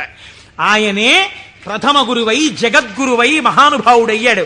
శివానందలహరి, సౌందర్యలహరి, బ్రహ్మసూత్ర భాష్యం దగ్గర నుంచి ప్రస్థానత్రయ భాష్యాల వరకు ఇచ్చారు. ఇహమునందు ఐశ్వర్యము కావాలంటే కనకధార వరకు ఇచ్చారు. అటువంటి శంకరాచార్యుల వారి దగ్గర ప్రారంభమైన గురు పరంపర నీటి మా గురువుల వరకు కొనసాగుచునే ఉన్నది. ఆ గురువాక్య శ్రవణమే నా లోపలనున్న రాక్షసులను తొక్కి పెట్టగలిగినటువంటి శక్తి స్వరూపము. ఆ గురువు మాట నేను విన్నానా అంతే. ఆ చిత్తవృత్తులు నన్నేం చేయలేవు, ఆ రాక్షసులు నన్నేం చెయ్యలేరు. సంభావయతి, నా యందు మంచి భావములు ప్రవేశించి ఈశ్వరాభిముఖుడనై శం నిరతిశయ సుఖస్వరూపమైన శివుని యందు కలిసి నేనే శివుడనగుచున్నాను. అటువంటి స్థితిని నాకు కలగడం కోసమే మహానుభావుడైన పరమాత్మ నాకు ఈ ఉపకారం చేశారు. ఇటువంటి జ్ఞానము కలగడము దేనివల్ల కలుగుతుంది అన్నారు. ఇటువంటి జ్ఞానమే శంభుస్వరూపం మీకు కటాక్షిస్తుంది. అందుకే శంభు అన్న నామం అంత గొప్ప నామమైంది. పరమశివుని యొక్క రూపాలలో ఆ శాంభవ స్వరూపం అంత గొప్పదైంది. ఆ నామాలు చెప్పుకుంటే చాలు మనం ఉద్ధరింపబడతాం. అందుకే కదా ప్రతిరోజు ప్రదోష వేళ చెప్పుకుంటున్నాం. ఈ చెప్పుకున్న ఫలితం ఏమిటో మనకు ఒక రోజున తెలుస్తుంది. తెలిసిన రోజున అయ్యా మనం ఎంత అదృష్టవంతులను ఆ రోజున నామం చెప్పుకున్నాం అనుకుంటాం. మనకి పెద్దలు ఒక మాట చెప్తారు, శరీరమునందు ఆరోగ్యం లుప్తమవుతోంది అనుకోండి, ఆరోగ్యము మళ్ళీ పొందికగా కుదరాలంటే ఒక్కరి వలన మాత్రమే కుదురుతుంది. సూర్యోపాసన చెయ్యాలి, ఆదిత్య హృదయం చదువుకోవాలి. ఆరోగ్యం భాస్కరాదిచ్చేత్, శరీర ఆరోగ్యము, మనస్సు ప్రశాంతముగా ఉండుట సూర్య భగవానుని యొక్క అనుగ్రహము వలన కలుగుతుంది. శ్రియమిచ్చేత్ హుతాశనం. ఇవాళే పొద్దున నేను ఒక ఉపనయనానికి వెళ్ళాను. ఆ ఉపనయనానికి వెళ్ళినప్పుడు మా దొరగారితో, చూశారా దొరగారు అగ్నిహోత్రాన్ని ఎలా ప్రార్థన చేస్తారో అని మా దొరగారికి చెప్తూ అక్కడ కూర్చున్నాను. ఆ అగ్నిహోత్రం చేసినప్పుడు అగ్ని కార్యం చేస్తూ ఆ అగ్నిహోత్రాన్ని అడుగుతారు, నాకు ఇవన్నీ, ఈ వీర్యము, ఈ పరాక్రమము, ఈ ఐశ్వర్యము, ఈ ధనము, ఈ సంపత్తి, ఇవన్నీ కూడా నాకు ఆ హుతాశన నాకు ఇయ్యి అనగా, ఓ అగ్నిహోత్రమా నువ్వు నాకు కటాక్షించు అని అడుగుతారు. అందుకే అగ్ని కార్యం చెయ్యడానికి సమర్థత కలిగిన వాడైతే తానే అగ్ని కార్యం చేస్తాడు. నాకు లేదు అగ్ని కార్యం చెయ్యగలిగిన సమర్థత, ఏం చెయ్యాలి అన్నారు. ఇప్పుడు మీకు నేను ఒక ఉదాహరణ చెప్తా. రేపు ఫిబ్రవరి 11వ తారీఖున సుబ్రహ్మణ్యేశ్వర స్వామి వారి యొక్క హోమం జరుగుతుంది ఇక్కడ. ఆ హోమం జరిగినప్పుడు మీరు చెయ్యగలరా సుబ్రహ్మణ్య హోమం? ఆచంద్ర తారార్కం వంశం నిలబడాలి. ఎక్కడో ఒక చోట వంశం ఆగిపోయే ప్రమాదం రావచ్చు. కానీ ఒక్కసారి ఎవడు సుబ్రహ్మణ్యుడి కావిడి భుజం మీద పెట్టుకున్నాడో, సుబ్రహ్మణ్యుడికి హోమం చేశాడో, వాడి వంశం ఆగదు. అటువంటి ప్రతిబంధకం ఉంటే తొలగిపోతుంది. ఇప్పుడు మీకు రాదా హోమం చేయడం, మరి మీరేం చెయ్యాలి అంటే, కలియుగమునందు పురుషార్థమును వెచ్చించు. అందుకని టికెట్ పెడతారు. దాని మీద డబ్బులు సంపాదించడానికి కాదు. ఒక టిక్కెట్ పెడితే మీ ద్రవ్యాన్ని మీరు వినియోగించాలి. అది ఓ 1000 రూపాయలు అవుతుంది అనుకోండి, మీ దగ్గర 2000 పుచ్చుకోరు. ఎందుకు పుచ్చుకోకూడదు? అలా పుచ్చుకుంటే వీళ్ళు మోసం చేసినట్టు అవుతుంది. ఎంత అవసరమో అంత పుచ్చుకుంటారు. ఇప్పుడు మీరు ఈ ద్రవ్యం ఇచ్చి బాహ్య అంతఃశౌచమును పాటిస్తారు. అంటే స్నానం చేసి విభూతి పెట్టుకుని తిలకం పెట్టుకుని, లేదా మీరు ఏ సంప్రదాయమునందుంటే అటువంటి తిలకధారణ చేసి వచ్చి కూర్చుంటారు. ఆచార్యముఖేన, మీ కొరకు ఆచార్యులు చేస్తారు. ఆ పదార్థములన్నింటి మీద మీ చెయ్యేసి మీ గోత్రనామాలు చెప్పి అక్కడ హోమం చేస్తారు. ఇప్పుడు ఈ హోమం ఎవరు చేసినట్టు? మీరు చేసినట్టు మీ ఖాతాలో పడిపోతుంది ఫలితం. కాబట్టి ఇప్పుడు ఏమవుతోంది? మీకు కావలసినటువంటి సుఖమునకు హేతువు కర్మ మార్గము చేత మీకు ఇప్పిస్తారు ఈశ్వరానుగ్రహంతో. ఇలా శ్రియం, అది ఏ రకమైన ఐశ్వర్యమైనా దేని వలన కలుగుతుంది? అగ్ని కార్యము వలన కలుగుతోంది. కాబట్టి శ్రియమిచ్చేత్ హుతాశనం, అగ్నిహోత్రము వలన మీకు ఐశ్వర్యము కలుగుచున్నది. ఈశ్వరాత్ జ్ఞానమన్విచ్చేత్, జ్ఞానదాత మహేశ్వర, ఈశ్వరుని యొక్క అనుగ్రహము వలన మాత్రమే జ్ఞానము కలుగుతుంది. ఆ జ్ఞానం ఇచ్చేవాడికే మహేశ్వరుడని పేరు. ఈ మహేశ్వరుడు ఎందుకు ఇస్తాడు? శంభునామాన్ని మీరు గట్టిగా పట్టుకుని ఆ నామాలతో పిలిస్తే, ఏవం శ్రీ శంభుదేవస్య, శంభుదేవుని నామాలు ప్రదోషంలో పిలుస్తున్నారు అనుకోండి, మీరు పేరు పెట్టి పిలవగా పిలవగా పిలవగా పిలవగా ఏమవ్వాలి? ఆయన పలకాలి. పలికితే ఏమనాలి? మీ వంక చూసి ఏవం శ్రీ శంభుదేవస్య నామ్నామస్తోత్తరం శతం అంటున్నారు మీరు. 108 నామాలతో నిన్ను పిలిచాను.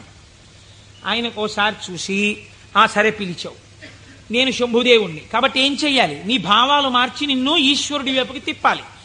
నీకు సత్ప్రవర్తన కల్పించాలి.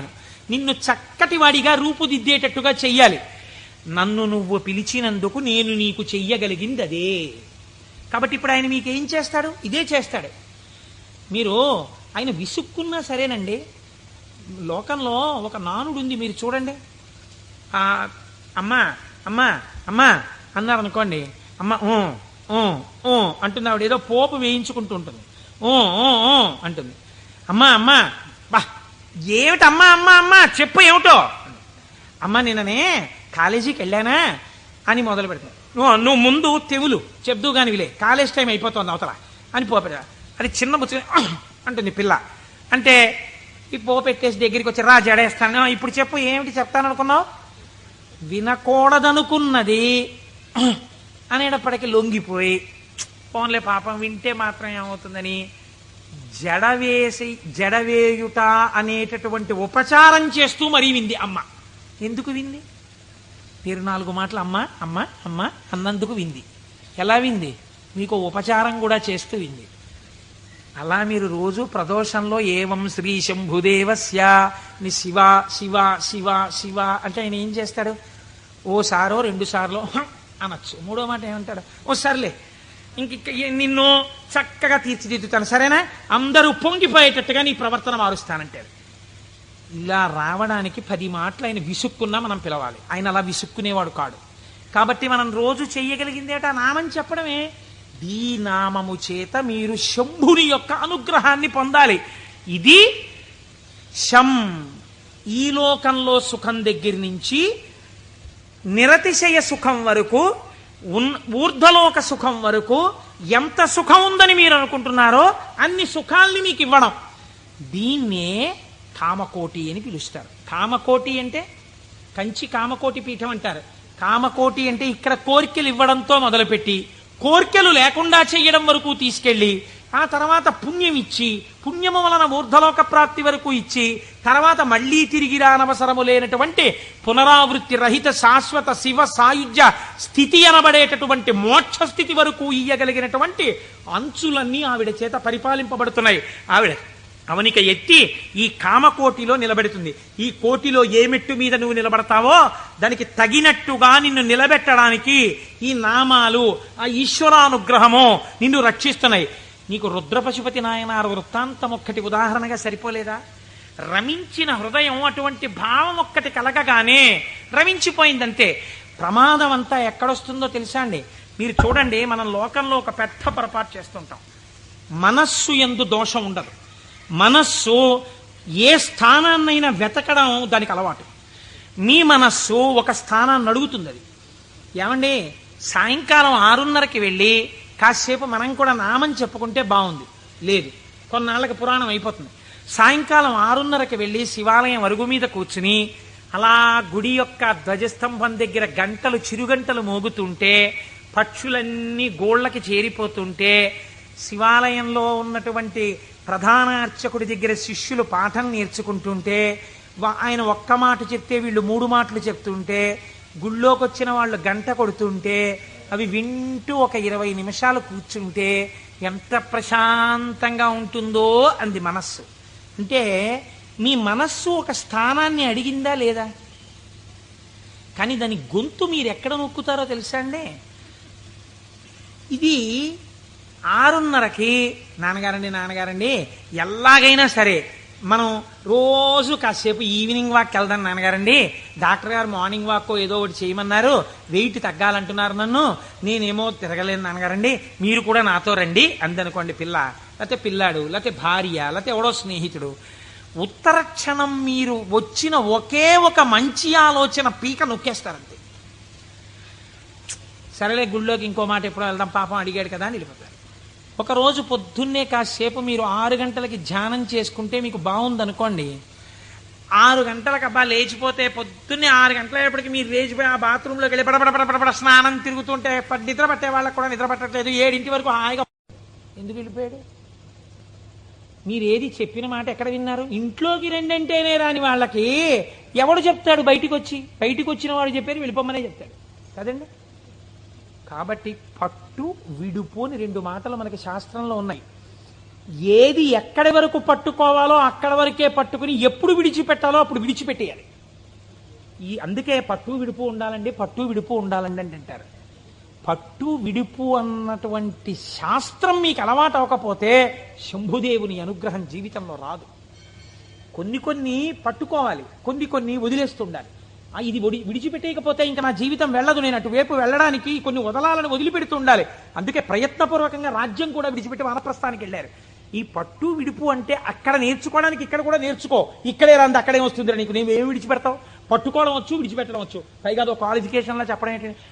నేనండి ఇంకా పట్టానంటే వదిలిపెట్టనంటాడు ఒకడు. అంటే మూర్ఖుడివి, పాఠాలలోకి పోతున్నావు, అది గొప్ప. నాకు కోపం వస్తుంది కానండి, గవ్వుకున్నారన్నా పెద్దలు చెప్తే వెంటనే పక్కన పెట్టేస్తానన్నారు అనుకోండి, మీరు ఆయనకు పోల్దండి అయ్యాలి. అంతేగాని నాకే గాని కోపం వచ్చిందా హరి బ్రహ్మాదులు వచ్చి చెప్పినా వినండి అంటాడు. వాళ్ళ కర్మ కాలిపోయిందా నీకు వచ్చి చెప్పడానికి? నీలోంచి వెళ్ళిపోతే చాలా చచ్చూరుకుంటావు. ఎందుకు వచ్చింది? ఏమిటా వ్యగ్రత? ఎందుకు వచ్చిన మాట? కనుక నేను ఈ మాటని ఎందుకు ఇంతలా నొక్కి చెప్తున్నానో మీరు సహృదయంతో అర్థం చేసుకోండి. ఒకవేళ నా వాక్కు యందు వ్యగ్రత ఉండి ఉండవచ్చు.